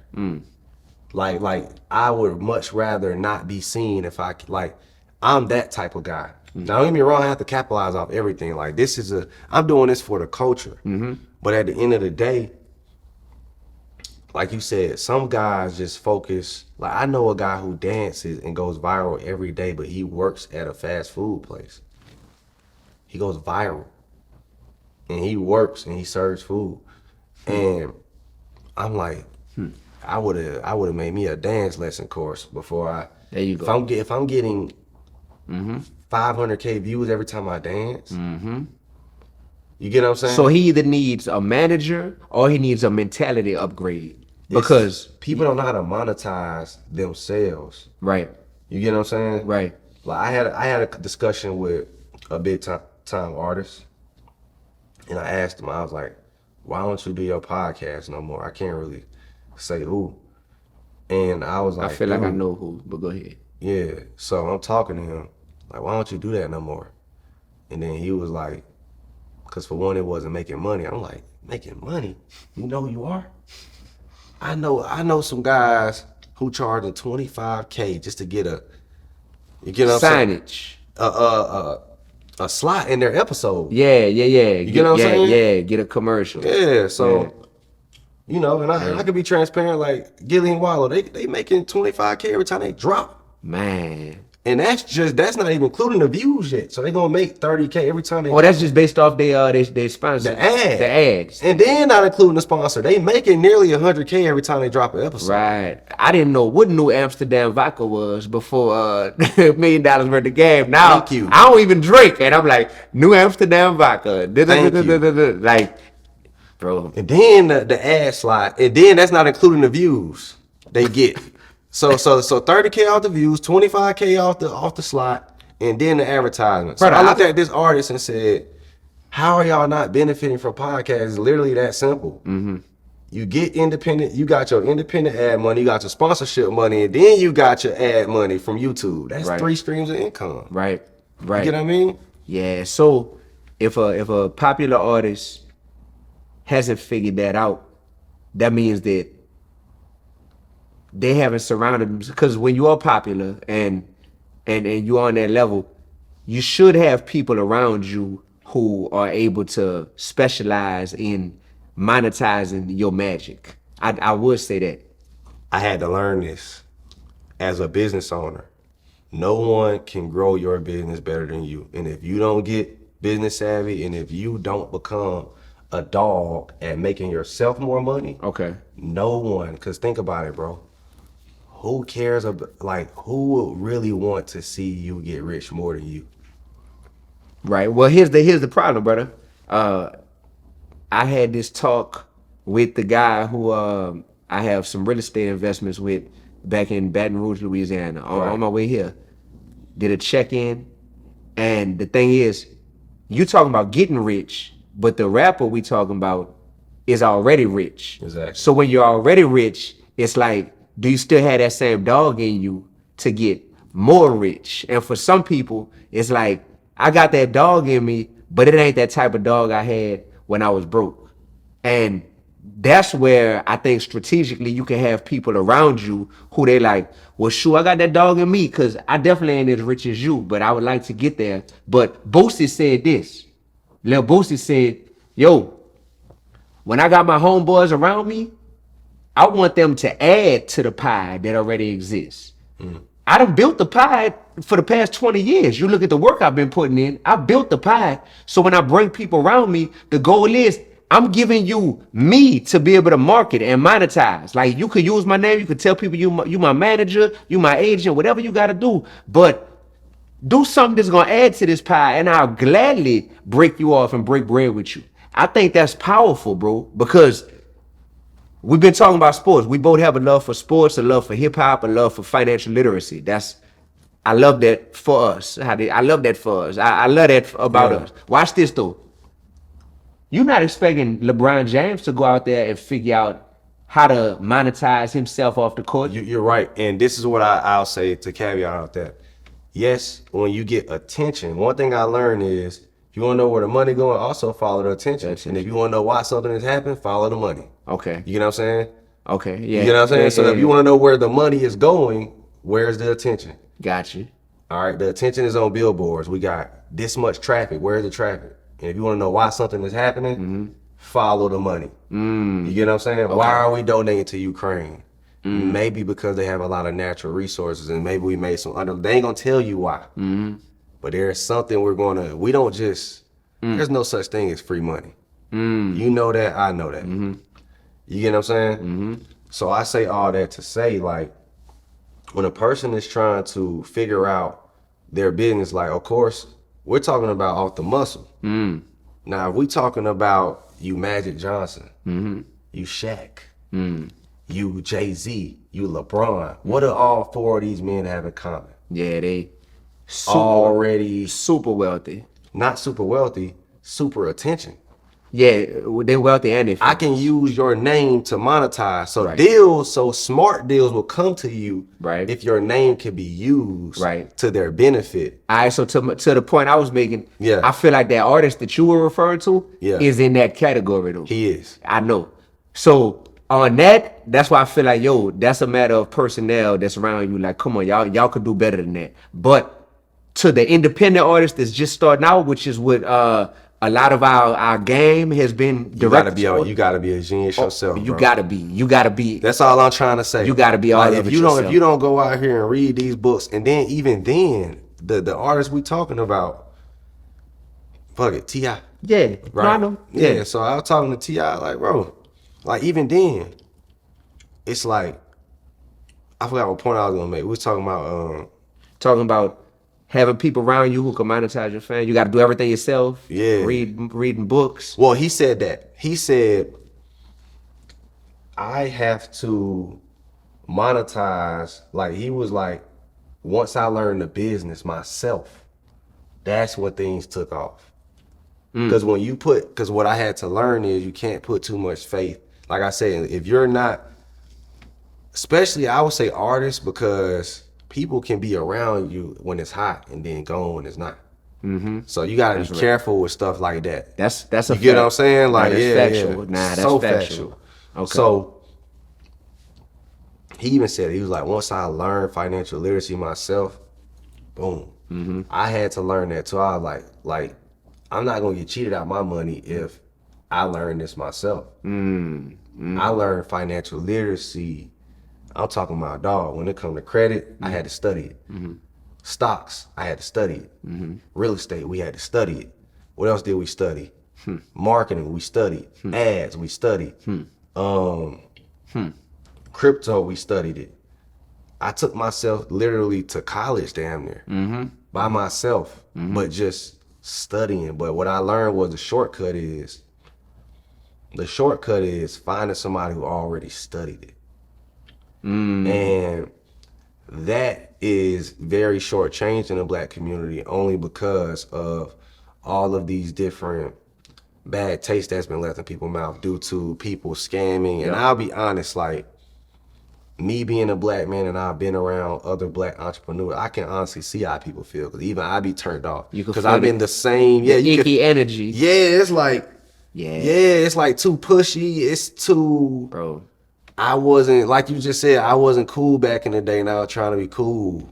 It's a lot of that. It feels that way. It don't feel like I gravitate towards you. It feels like, I don't know, forced. So there's two ways that we have to deal with that. Number one, it's to plead with and pray for and hopefully, pour some love into those individuals. Well, the consumer already figured out how to do it. Who has testimonials? See, the consumer got smarter. That's what hip hop. That's what entrepreneurship. Like I said, you can't just sell a course in 2024. In 2020, you could, huh? Yes. The beginning of the pandemic. Because ignorance was bliss. People didn't have enough time to sit down and learn what's real and what's not. And social media, thanks to people like 1090J, DJ Academics changed the music industry, in my opinion, when he started calling out people's numbers. People don't even want to drop no more because they're afraid he's going to embarrass them. Back in the day, you could just release a mixtape and still be cool. Yeah, he going to put your number out there and say W or L, and then have the whole comment section full of L's, and that artist sitting at the crib mad they dropped the album. Or now people see you didn't sell, so they don't want to bandwagon it. But if people see you got good numbers, now I want to. So you get what I'm saying? Yeah. So it's like all of these stats, proof, all of that is what's going on now. We live in a very analytical, but not only, it's also about impact. So the reason why my brand is taking off right now, because remember what I told you before, my brand is based on performance. I don't make money based on because I'm sitting next to a Lamborghini. Perception versus performance. Exactly. There it is. That's why Yeah. I have a performance-based brand, meaning I can teach you the stock market and I'm going to teach you for cheap. And if I suck, cancel. You get what I'm saying? Like if you feel like I'm not good enough, cancel. But I promise you, whatever you pay me, I can double that easily, triple that. You get what I'm saying? You pay me 35, what is it to make whatever 35 times 2 is? 70. 70. And then, you know what I'm saying? So it's like, yeah. I've learned, here's what I've learned that I feel like most people haven't. And that's it's understanding your audience. Your audience is a muscle, a brain, a thought. Your audience is literally like whatever you get them to think, that's what they're thinking. Like for instance, I might get somebody in my brand by saying, hey, it's only $5 a day. That term $5 a day is now what he thinks by buying my product. You get what I'm saying? Yeah, it's how you frame it. It's how you get them in, is how they stay. You get what I'm trying to say? Gotcha. So you have to be very conscious of how you bring these customers in. If you brought them in because of I was standing next to celebrities, when those celebrities pull away from you, they're gone. Okay. You get what I'm trying to say? Yeah. So yeah, I built a brand based on you're coming for me and my performance. Yeah. Yeah. So I don't need a celebrity next to me for you to buy. I don't need this. That's why I can talk like I do. Yeah. You get what I'm saying? Performance versus perception, man. Like it's performance, bro. I've done the same thing to where now that I can tell people like, yeah, I just dropped a song with Raheem Devon yesterday, and now D1 got a song coming out with Project Pat in a few weeks, and then with Fredo Bang, after that, and people hear these names, it just makes my fans who've been rocking with me for almost 15 years without me having hardly no features, it makes them be like, man, boy, we remember how it started out, D, how it started versus how it's going. Like, and we appreciate the growth. You have a brand where that actually helps because y'all can cross promote. I do have a brand too where I can benefit from it, but what I'm saying is it's always best to build your own. There you go. And then branch out. Then, there you go. That's what I'm saying. That's what's happening. You got to. That's what's happening, bro. And continue, bro, because what I had to learn, even I had to tell Charleston White this, I said, you're on social media. And I said, bro, if you literally told somebody, text White, text the word white to 77553, random number. And if you want to come to my show, I'm like, bro, you're literally generating 500,000, 100K to 200K to 1 million views every time you talk, Charleston. You're supposed to have names and emails.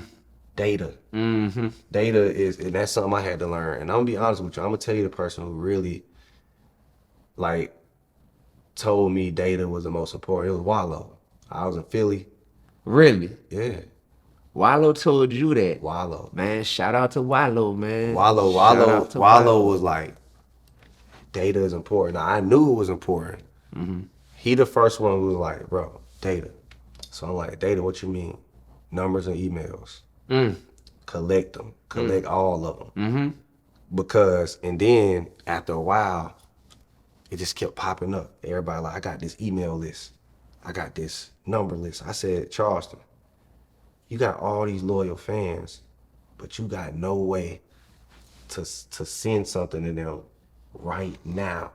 All million of them. I said, what you need to do is collect numbers and emails so that way you can stop depending on these managers, depending on him to help you sell things. Now Charleston White can say, I'm in Orlando and I sent this blast email. I said, Charleston, you probably got 2 million loyal fans.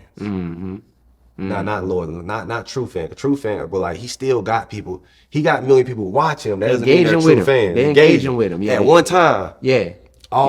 Thinking about him, circulate. He probably got way more than that thinking about him. Yeah. So I said, bro, it's all a numbers game. If 1 million people thinking about you, usually you only can convert no more than 10%. You're a god if you can convert 10% of any audience. Gotcha. So whatever you said worked. Gotcha. If you even say the bare minimum, you should at least convert 1%. Yep. Even if Charleston get 1 million views and he told, and 1% converted out to that, that's 50K if he sold something for 50K. And that's what I was telling him. I said, it's all a numbers game. It's all about getting attention. Oh, wow. And only converting 5% or 1% of that. Yo, 1% of 1 million is actually 10,000. 10,000. That's even better. It's even better. To the point that you're making. If you only converted 1%, that's 10,000 people. Thank you. So now you got to ask yourself, that's all I do is I go get attention and convert the best I can off that attention. Gotcha.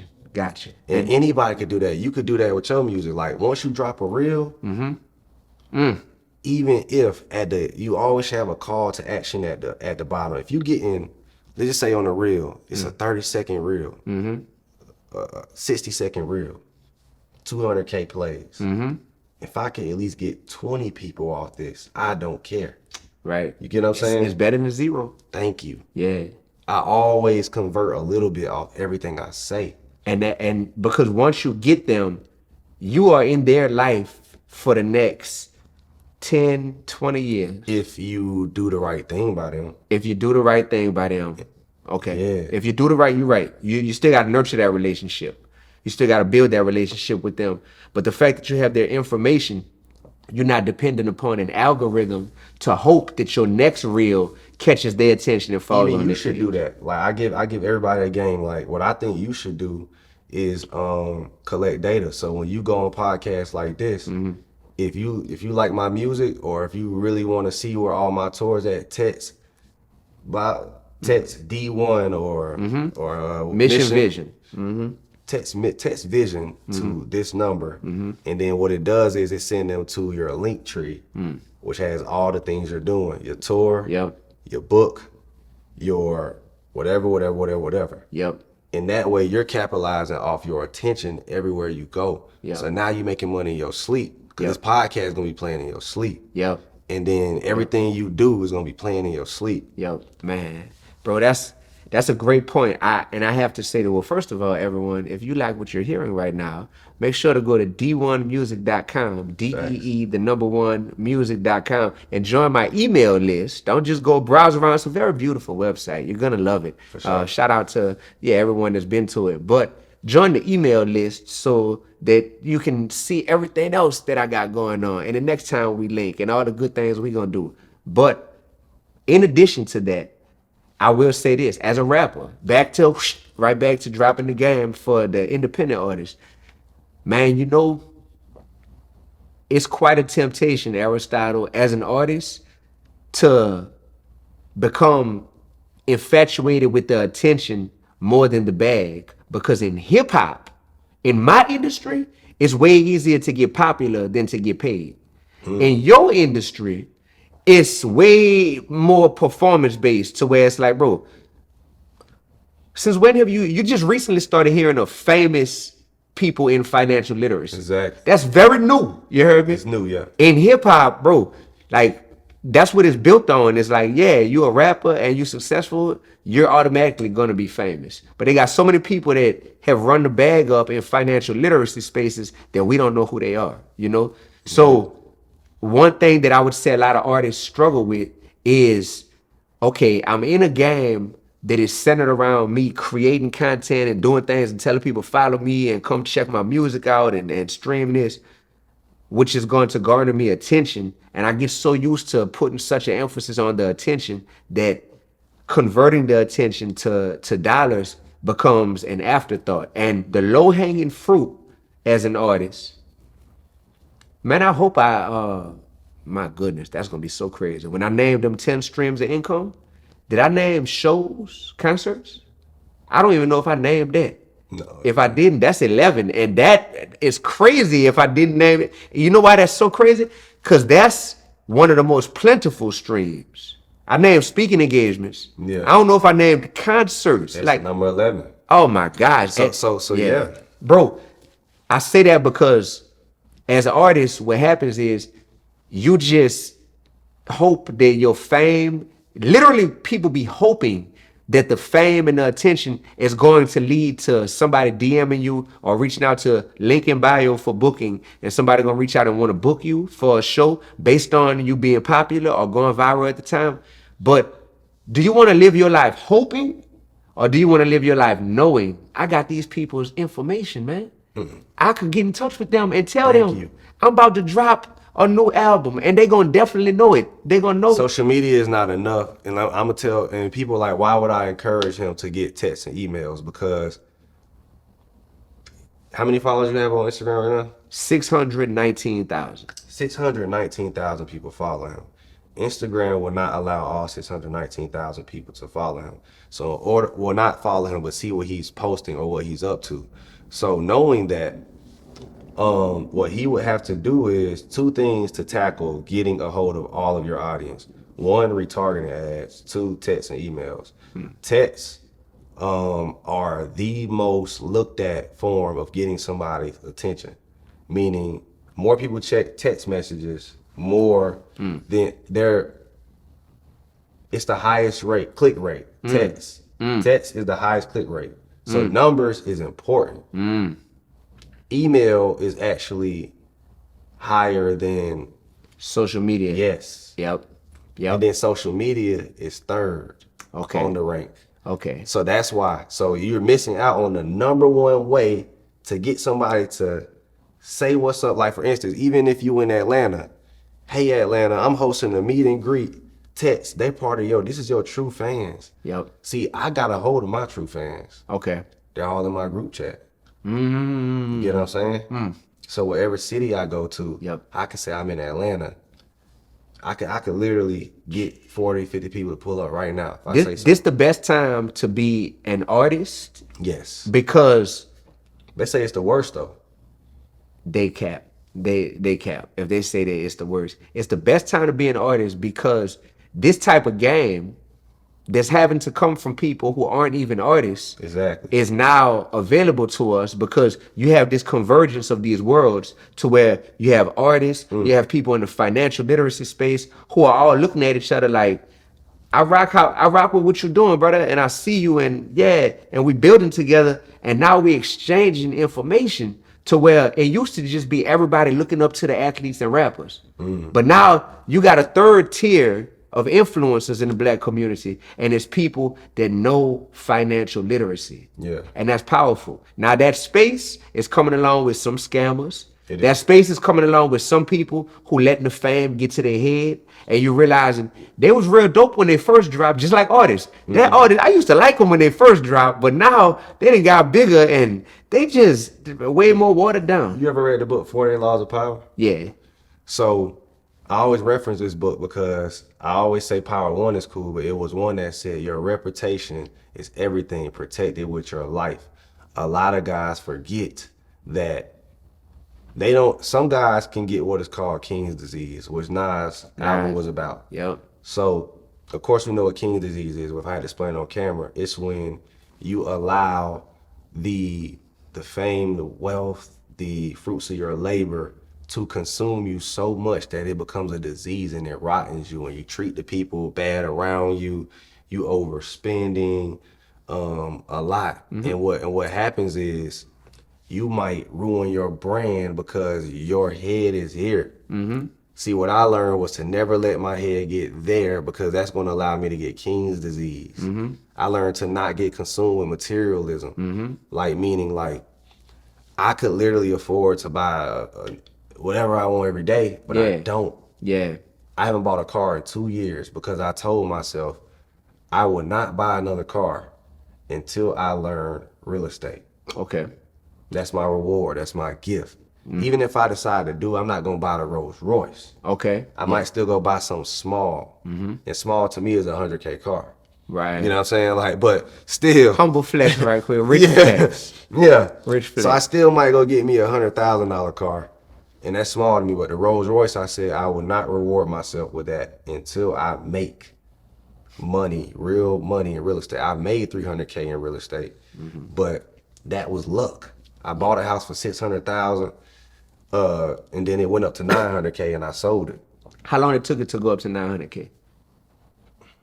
2 years.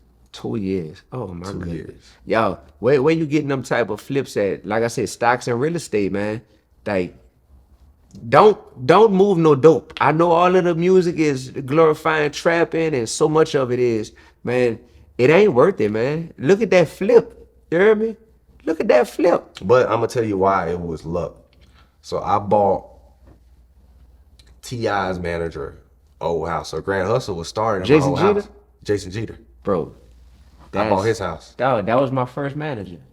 Yeah, man, he was born on the same day too. April 15th. No, April 12th. April 20th, my bad. April 12th. Yeah, April 12th? Yeah. I thought Jeter's birthday was on the 15th. Nah, it's on the 12th. You sure? I'm the 10th.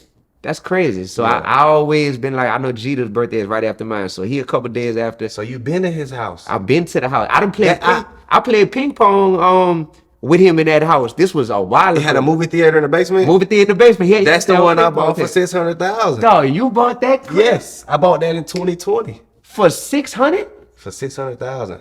Man, maybe when I went in it at the time. Oh, it looked way bigger than it's huge. Yeah, bro, that mug is huge. That's hard. Dog, that's crazy. Yeah, I used to dog. live in the house. Jeter was my first manager, bro. So put me on my first tour with Young Dro. Young and Dro Kick lived in Mike. that house. Fantasia lived in that house. Yep. Omar Epps lived in that house. Yep. Ming Lee lived in that house. I played music for Jeter in the basement where the movie theater is. I played music there, like my first big mixtape that I put out. And we used to use that studio. I made some music in that studio. Really? And well, what you do? Sing?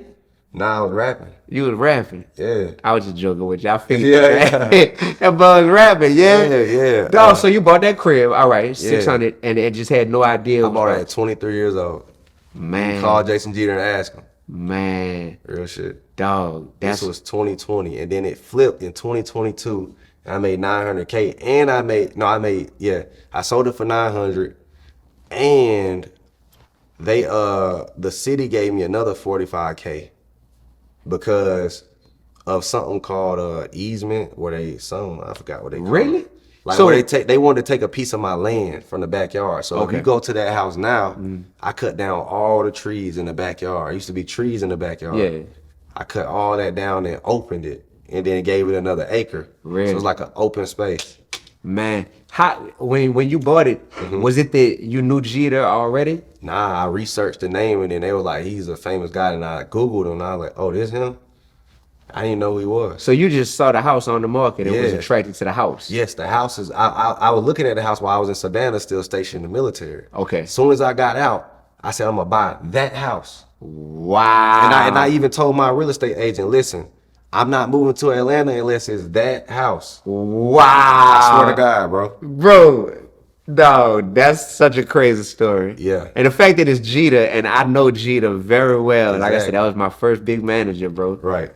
Dang. And you know how I was talking about Jeter? This ain't no knock on you. You know how I was talking about sometimes you get with a manager, but they're so busy because they manage somebody big? I was talking about Jeter. I was like, Jeter. I was talking about you. I was like, Jeter. No. So you know Hannah then, Asian yeah, lady? I know Hannah, man. Yeah, so Hannah is the one who's gonna do my decorations. So like we real cool and tight now.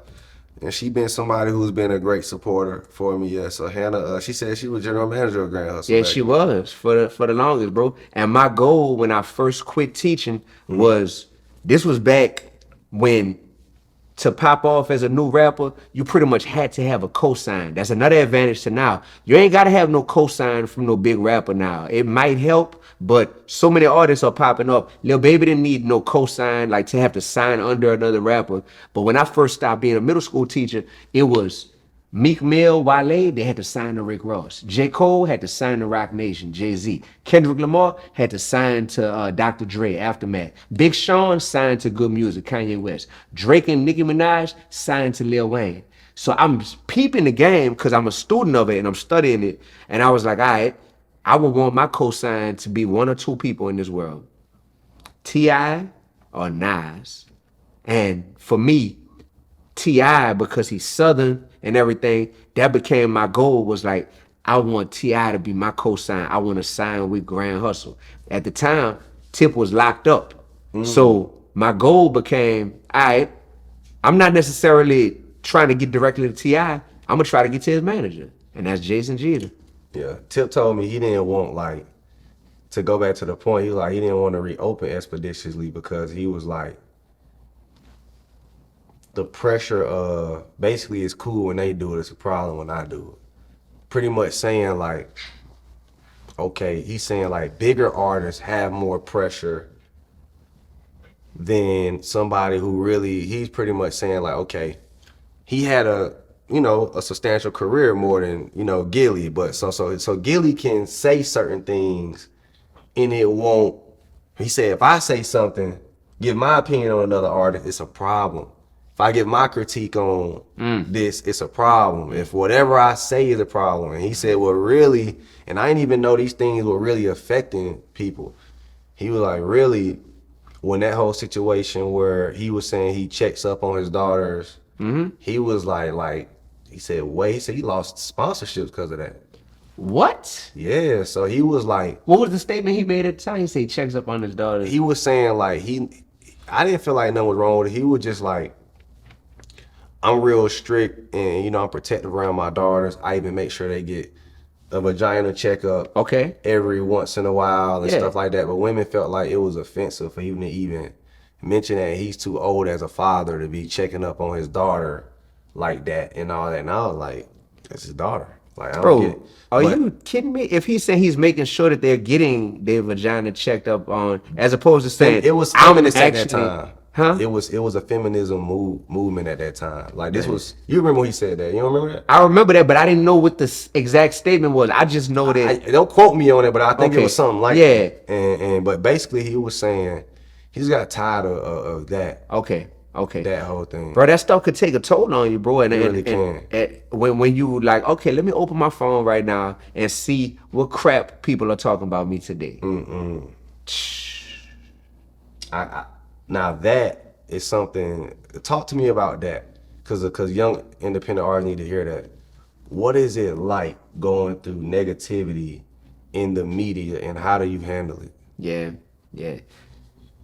So I've gone through more negativity in the media in these past 12 months than I have my entire career. Right. Ironically, that's when I've also seen the most growth is in these 12 months. So it's like, along with more blessings come more things that could be demons as well. Right. New levels, new devils. When you're dealing with this negativity, you have to ask yourself, is it warranted? Is it something that you are bringing upon yourself? Or is it simply people's opinions? It's opinions. Yeah, and when it's people's opinions, then it'll bother you if their opinion is exposing something that you know is true about yourself that you've been running from. That's why some of the statements that I've been making have been bothering people in hip hop. It was true. Yeah, exactly, because it was true. But if my spirit is irritating your demons, that's your problem. So when I look at a lot of these fans, I'm like, man, these fans not really mad at me. They just really, really, really attached to their favorite artists, and they heard me say something that they took offense to on behalf of the artist because they so attached to the artist. So now the fans is like, what's his Instagram? They're not offended, bro. Like they're riding the wave of negativity. It's a wave to be ignorant right now. It's a wave to talk about killing. It's a wave to be the biggest dope dealer. It's a wave. It's been that way for the last 20 years. Been that way. I would argue 30 years. 30, yeah. So it's just a wave that a lot of guys don't want to detach from yet. There you go. But you could still, in a weird way, even when it rolls out of their tongue, you almost like, you can't be that stupid. You don't even believe what you're saying right now. Exactly. It's your ego and it's your pride that's making you be like, I can't not say nothing right now. And that is the part that clearly everybody could see that and everybody could see through that. But that's where I'm just thinking, yo, the goal is for fans to be able to think sober-minded, meaning, hey, you can like somebody's music, you can appreciate their art, but don't get hypnotized by these people who ain't even living or believing what it is that they spitting at this point. You know what I mean? You got fans that'll be beefed out with other fans just because, well, I like NBA Youngboy, I like Lil Durk, so that means I'm beefing with you then. You know what I'm saying? You like this one, I like that one. But they don't realize that, I won't say the stupidity, but they said a study shows that people who worship celebrities are less smart. And then when you put two and two together, it makes sense. Like who, but I also realized this too. If you've never been around anybody famous, then you get what I'm saying? Like me and you, it's easy for me and you to say from this chair. We've sat in rooms with T.I. We sat in rooms with him. Yeah. But we can also remember a time when it was our first time sitting in that room and we would feel just like they would feel. So it's crazy because I recently brought somebody that I love to something around some celebrity, but he never been around that. He acted an ass. He did, bro? Yeah, but it wasn't your cousin, huh? Nah. It wasn't you, huh, brother? Nah. Oh, all right. I was just joking. Nah. So, dang, dog. But I had to check myself and say, you know what? I can't fault the guy. He has never been around no shit like this. And I'm thinking, you said this was your favorite celebrity, so I'm gonna bring you around this person.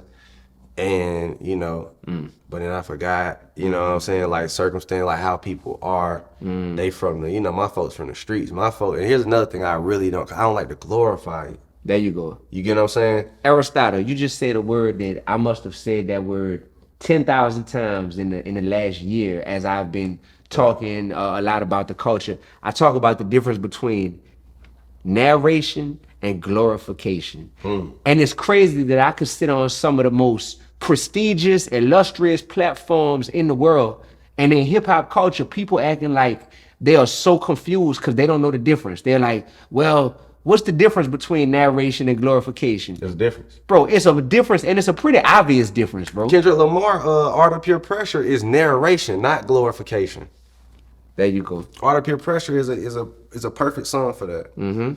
I'm with the homies. They narrated. We made a left. They made a right. They made a left. So it's like Kendrick Lamar is that narration. Who would be glorification? I mean, you could just any, many, mighty, mo. Literally, there's so many artists, and then people be so thirsty for clicks nowadays that me and you talking like that, they'll be like, well, yeah, who's an example of glorification? And they say that so that when I just give them an example and I'll be like, all right, like you say, any, many, mighty, mo, let me just name this person. Then they'll take that and they'll be like, bet. That's about to be my thumbnail because that's going to be the controversy is Dee-1 is... I had to switch it up though. I said, I need to make a podcast where I was a young guy asking the OGs for advice from their perspective because like I said, you gave so much game on independent artistry. Like even I learned a lot. And those streams of income was a lot I wasn't even thinking about. Like, this would be ran back. I'm gonna have a dude clip that and make sure. Yeah, clip that. Put shows in there too. Number 11 shows. Because I can't believe that I named 10, which are legit. But then concerts like that's number 11, and we gotta make sure that they know that all this. I got a song on my new album. The album is called From the Hood to Harvard. Right. Hard title, bro. Because I done went from the hoods in New Orleans to Harvard University. I got a song on there called "This Came From Rapping." On this song. Man, I'm talking about my real estate investment. I'm talking about all the people I done sat in these rooms with. I'm talking about all this. And when I had first got to Harvard last year and I had finished moving my equipment into my office and everything that I had, at Harvard, I looked around and I was like, man, all this that's happening right now, this came from rapping. I'm like, that house I own, this came from rapping. No student loans, this came from rapping. The cars I own, this came from rapping. You know, and I'm just thinking, this came. I actually want to pay you to do something. Word? Real shit. I want you to do me a favor, but I want to pay for it, and I want to pay your price. I want you, cause my little brother is actually a Christian rapper. I swear to God. And here's the crazy thing, bro. I want to pay for a feature for him, but I want you to DM him. Word. Yeah. Word. You know what I'm saying? And like DM him first. DM him first. Don't say it came from me. Just say, hey, brother, this is going out to the public. What he's not gonna watch. You sure? I guarantee it. So I want to pay for a feature for him, and I want you to DM him and say, and don't even say where it came from until y'all get to the studio. But yeah, I really, wow. Because let me tell you why. Because we were making financial literacy music, and I'll let you hear it. All right. He's a very talented rapper, but his passion was Christianity. Okay. And we fell out, not because of that. Like, he was my videographer at the time, things like that. And I told him, hey, you know, I just need better quality video. But it wasn't even that. Because he was my little brother, he didn't want to listen to me. Because he got comfortable. You want to go home, you want to do all these things. Make a long story short, I don't care about none of that. Because at the end of the day, when you up and it's somebody like your little brother, like, nothing really matters at that point. You just want to see him happy regardless. So I say all that to say, he was like, look, bro, I like making financial literacy music, and we would have took off if we would have kept doing it. And I was pissed at him because I was like, why would you quit this knowing we had motion with this? And then you could have just did your Christian rap on it, you know, whenever, like just after we got the traction. Right. And nothing wrong with financial literacy music. Exactly, but he was saying like, he wanted to be real because he was broke at the time, but he wasn't. I'm giving him 6 bands, 5 bands a month. Wow. So I'm like, you not broke, just invest his money. He's like, but I'm not as rich as you. And basically, little brothers want to pave their own way. All right. No matter how great I am, no matter how much money I'm getting, bro, like, look, I want to blaze my own path. So I told him, I said, bro, you know, and I was like, bro, you want a Christian rap? Because I've never seen somebody successful at it. So when I saw you, because I seen Lecrae, and, you know, no offense, but I was just like, you know, yeah, that's one guy. You know, like, he's the only one I ever seen. And when you came out, I was like, there's hope. Like, I really, like, didn't see any reason to take his style seriously. You get what I'm saying?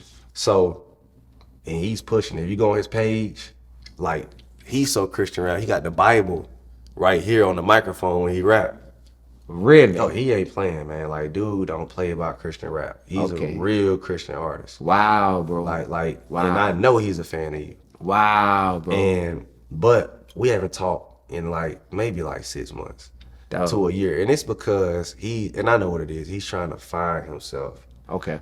And when you have a rich brother, a successful brother, you want to prove to him that you could do it by yourself and all of that. You know how it go. Bro, I got a little sister who I ain't talked to in about that same amount of time, maybe 6 months to a year.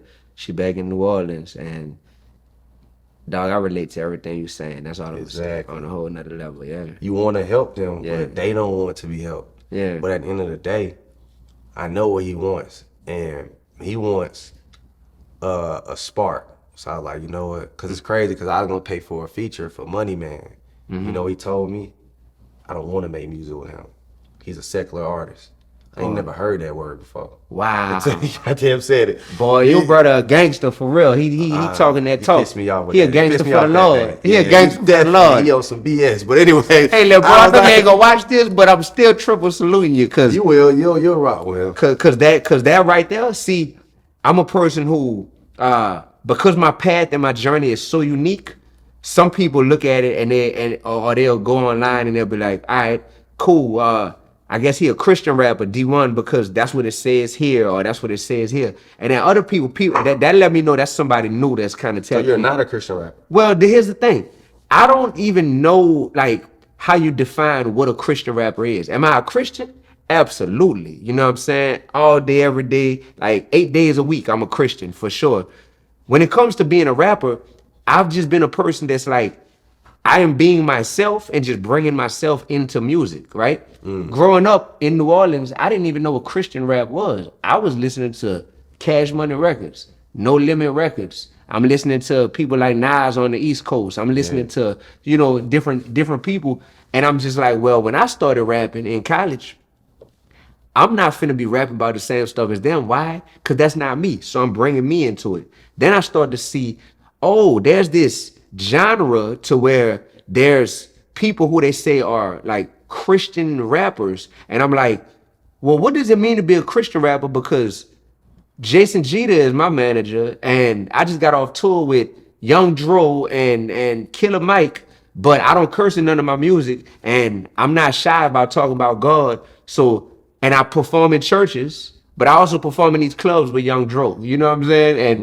And I'm on tour with Lupe Fiasco, who's a Muslim. You know, but I'm still getting booked by these churches, and I got other people that's like, oh yeah, he a Christian. So when people start saying D1 is a Christian rapper, it made me be like, well, if that's how they perceive what I'm doing, who am I to tell them that's not what I am? You feel me? Because if the next person perceives me as, man, that man is a middle school teacher, that man is more like a conscious rapper, like he all about like educating people and just putting a positive message, a healthy message out there, then who am I to tell them I'm not that? So I'm an authentic rapper, you know, and the Christians know what's up because they like, man, D don't never be trying to water down his Christianity just to be cool with certain people, you know. And I think they appreciate that about me. But I'm also able to do a lot of things that I think traditionally a lot of Christian rappers probably haven't been able to do in terms of, I'm gonna just name you some people I got features with. Like your brother, I respect the heck out your brother for being like, nah, just money man, period. No, but I wouldn't do that. If I was your brother, it's like, lil bro, that's an opportunity to bring your message to a different audience and to a different Money man talking about money. We was talking about money, but right. I'm gonna tell you the truth. It's not really about money, man. It's your dream, not mine.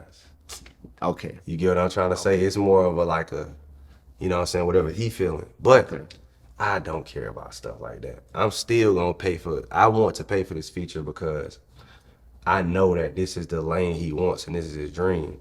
Because I heard this saying called, sometimes you right, but you wrong.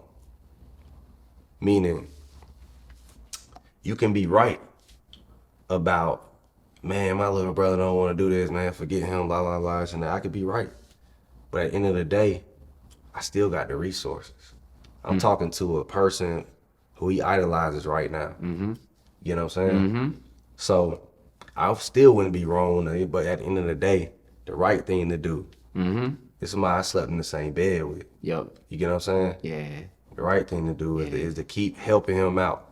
He said he don't want to be down with my brain when the blaze is on path. I gotta support that. You gotta, I think that's the right path to take. Yeah. That's the right path to take for sure. And man, there's nothing more admirable than and I'm gonna say this to you, he's figured out something in life that a lot of people who got your level of wealth and even more still haven't figured out, which is like, who am I serving? I'm down here and I'm clearly getting to the bag, but who am I serving? Who am I doing this in the name of? And for some people, they end up serving the bag. The bag becomes their God, you know what I mean? And your little brother is around somebody who clearly he sees the wealth from his big bro and he sees the success. Right. And I don't think he's envious of you at all. I think he want to blaze his own path. He want to blaze his own path, and he's really passionate about it to where this ain't just like, I think this is a good lane for me marketing wise. He's taking the harder route. The hard route. The harder way. Like Deshaun said, the harder way. You heard me?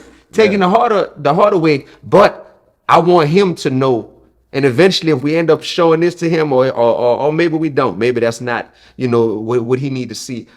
But I want somebody watching this to know that there's nothing better in this world than using your time and your talents to serve your creator. Because a lot of people in this world are using their time and their talents to only serve themselves. That's the story I wanted to tell you of why my faith was so strong. So the reason why is because it's literally a year before I got wealthy. I got pulled over. The real story was I had a sergeant. He was from Riverdale, Georgia. I'm from Cleveland Ave. I'm thinking there's some synergy there. We serving this white folks army. You from Riverdale, I'm from Cleveland Ave. I even stayed in Riverdale for a little bit. I know what's going on. We from the South Side pretty much. Make a long story short, I tell him my sister was graduating from Georgia State. So remember, I told him my family was straight up Atlanta. Yeah. My sister graduated from Georgia State. My mom went to Clark, Atlanta. Yeah. Yeah, right?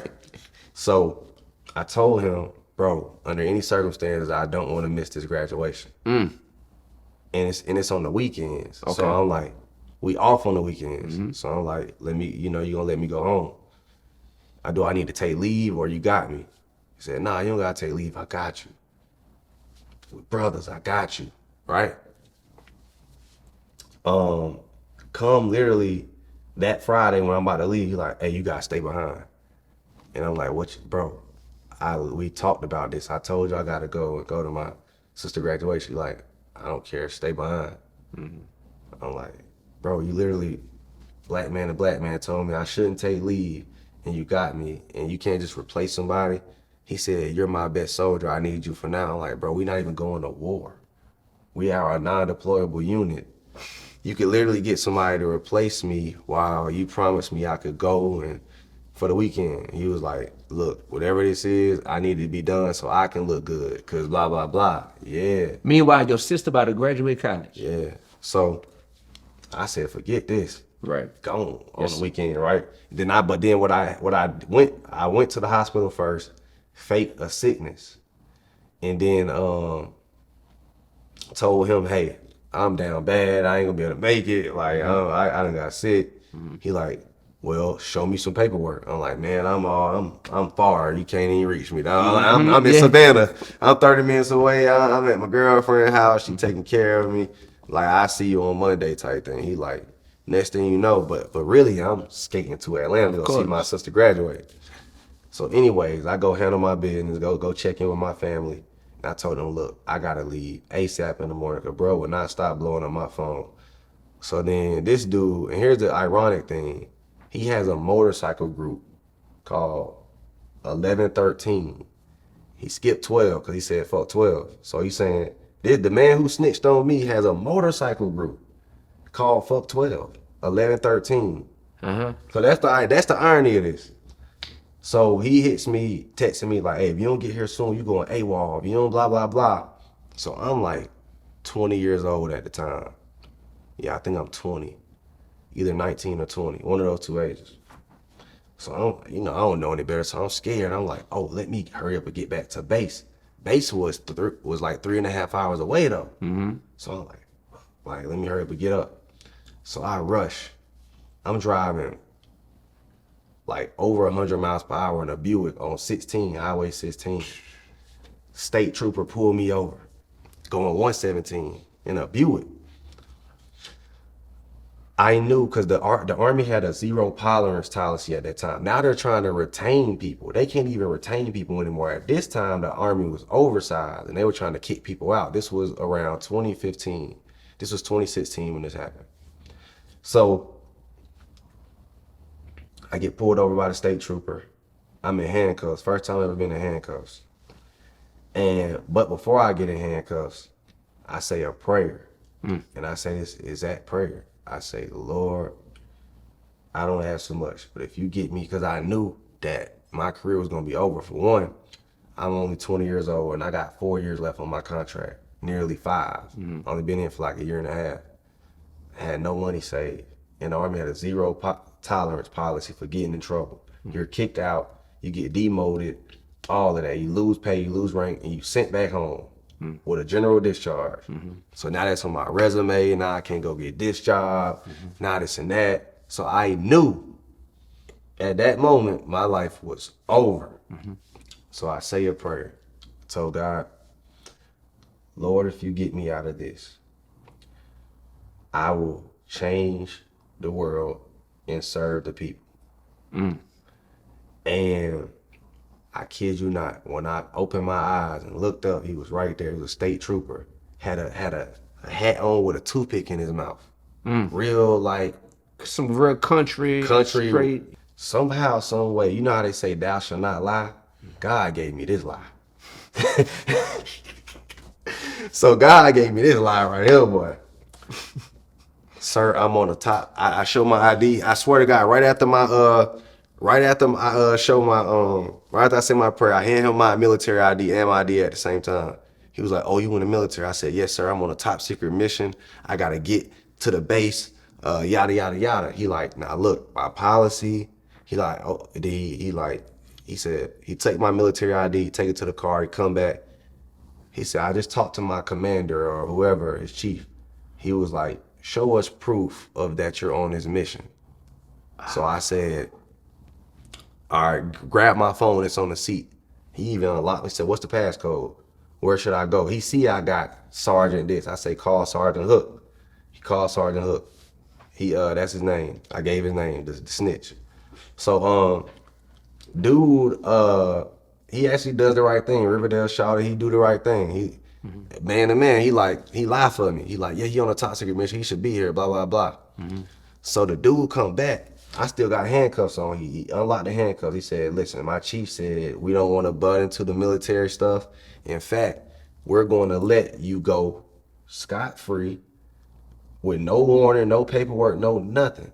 And we're even going to tell all the polices to let you go through so you can get to the base safer. I still had like an hour and a half left down 16. What? I said that prayer and I got out of a 117 speeding ticket.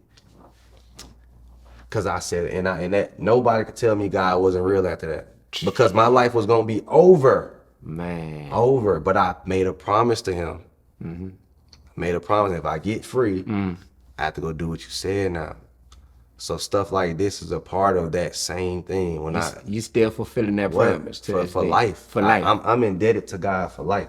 I got goosebumps talking about that, bro. I see that, brother. Like, bro, like, yeah, I'm indebted to God for life, just for that situation. Yes. Because my life, none of this shit would be possible. Yep. I didn't have no money. Yep. I have nothing. Yep. When I was about to get kicked out of the military at that moment. Man. And bro, I got in the straight character, and that lie helped. That's why I said this lie had to come from God. Like, I know that sounds strange, but, but I asked for this, but in return, bro, I've given back over 200K of my own money. And I'm not even talking about you know how people go and donate like a check and all that. No, bro, I'm paying for funerals. I'm doing this. I'm talking about the whole cost, what the funeral costs. Like one time somebody posted, I can't say who, but they posted a GoFundMe. They had it up for 2 minutes. I paid the whole thing. For real. Swear to God. Yeah. It was some young boys who need to get freed out of jail. 10,000. I paid young boys to come learn. These are two separate occasions. That 10,000 was to get some of them boys out of jail. The other 10,000, I took cash, and I started. I paid young men to come learn. So I paid them $100. I paid 100 young men $100. You know what I'm saying? I'm gonna do it again. 10 G's. Yeah, 10 G's. Come learn. Come learn. So now you forced to learn, and you won't get into the end of the lesson. Wow. You get what I'm saying? So that's been my way of giving back. Not only, I give it back to you, but you gotta sit here and let me teach you about financial literacy. And you won't get it unless you sit through the whole lesson. Yeah, how long the lesson last? It was an hour. Okay, yeah. Yeah. Yeah, it's like at that age, where else you gonna go and get $100? I'm gonna do it again soon. Yeah. But I'm taking 10 G's of my money. See, one thing I don't do is ask people to do this, to do that. I believe if God blessed me with this much money, then these are me paying my tithes through the streets. So I pay my tithes through the streets. Whenever I go out in public, I always emptying my wallet to the homeless. Like, these are things I do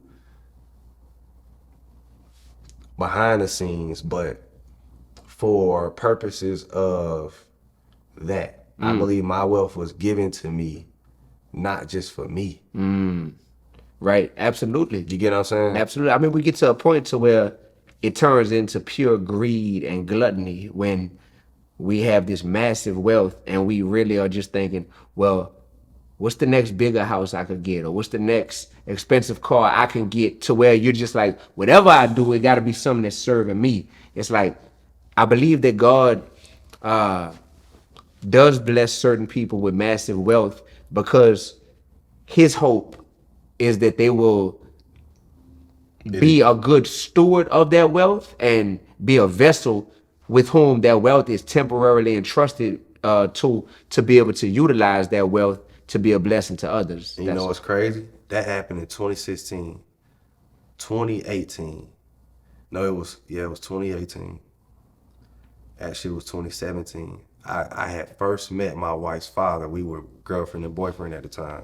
We were in Augusta. Coincidentally, I just left Augusta like 2 days ago. Actually, yesterday. And this lady, she was a Christian woman. She had on the real Baptist outfit, like with the peacock hairs hanging out the hat, all that, like real Baptist. Yeah. I'm walking out the wing spot. This is before I got rich. I swear to God, bro, I kid you not. She walked up to me and said, God wanted me to stop you and tell you that you're going to be wealthy and change the world one day. I cannot make this up right in front of my wife. Wow. A prophecy. I've never received a prophecy in my life. Yeah. Yeah. And then this lady don't know me from a can of paint. And if I told you the outfit I had on, I remember specifically. I had on some Nike shorts, a plain white t-shirt, some Nike socks, and some 7 J's. I remember the outfit. You remember the fit. I remember. Nothing So that would have made her be like, yes, to be like, you will be a millionaire. Yeah. I had on like basketball clothes. Wow. And she was like, God just wanted me to tell you that you were going to be this and that. But what I never did was allow prophecies to stop me from working. It wasn't a prophecy that made me keep working. I still was gonna get the money regardless. But I look back at it and like, dang, this. I was selling I told you I flipped $10 into $1,200 selling candy. So I'm like, all this shit adds up. I've been a hustler my whole life. And now I gotta serve the people. So now I gotta go give back. I gotta bro. And it don't stop, bro. Well, this will conclude the show. It's your boy Aristotle. I got D1 in the building. Y'all know what time it is. We got plenty of viral clips to clip up. The reason I go this long, cause shit, Man. they need it. Man, they need it. Hey man, They need it. Make sure y'all tap in. Let's get it. Here's why you need to get this ebook right now. It is the best stock market ebook on the market. And to cater to you guys' short attention spans, everything I can't say on one page, I say in the video. So all you gotta do is click watch video, and it'll go straight to a video. What's going on, Mythbusters? Okay. Let's get this thing started. Let's get this thing you'll see that I'm talking about a lot. Is something we're always going to be doing in day trading, especially. Facebook users, click the link. Instagram users, you can simply comment the word book on any of my posts or under this post to get the link sent to your DM for the book. It is $24. It will literally teach you from A to Z how to get started. Let's get it.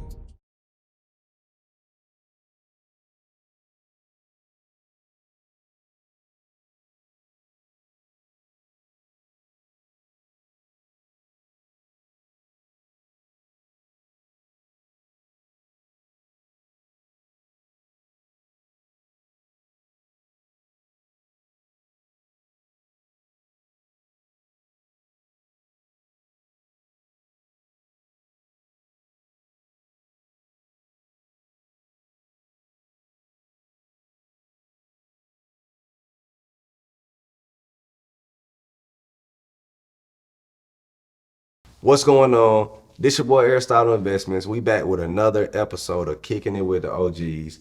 I got the main man D1 Music in the building, been making waves. Y'all see him all over the internet. He's calling out rappers. He's doing whatever he needs to do. He making strides. He's teaching at Harvard. He got so many accolades. Stay tuned with this episode so you can watch everything about D1 and what we got to talk about. It's Kicking with the OGs. We're going to talk financial literacy.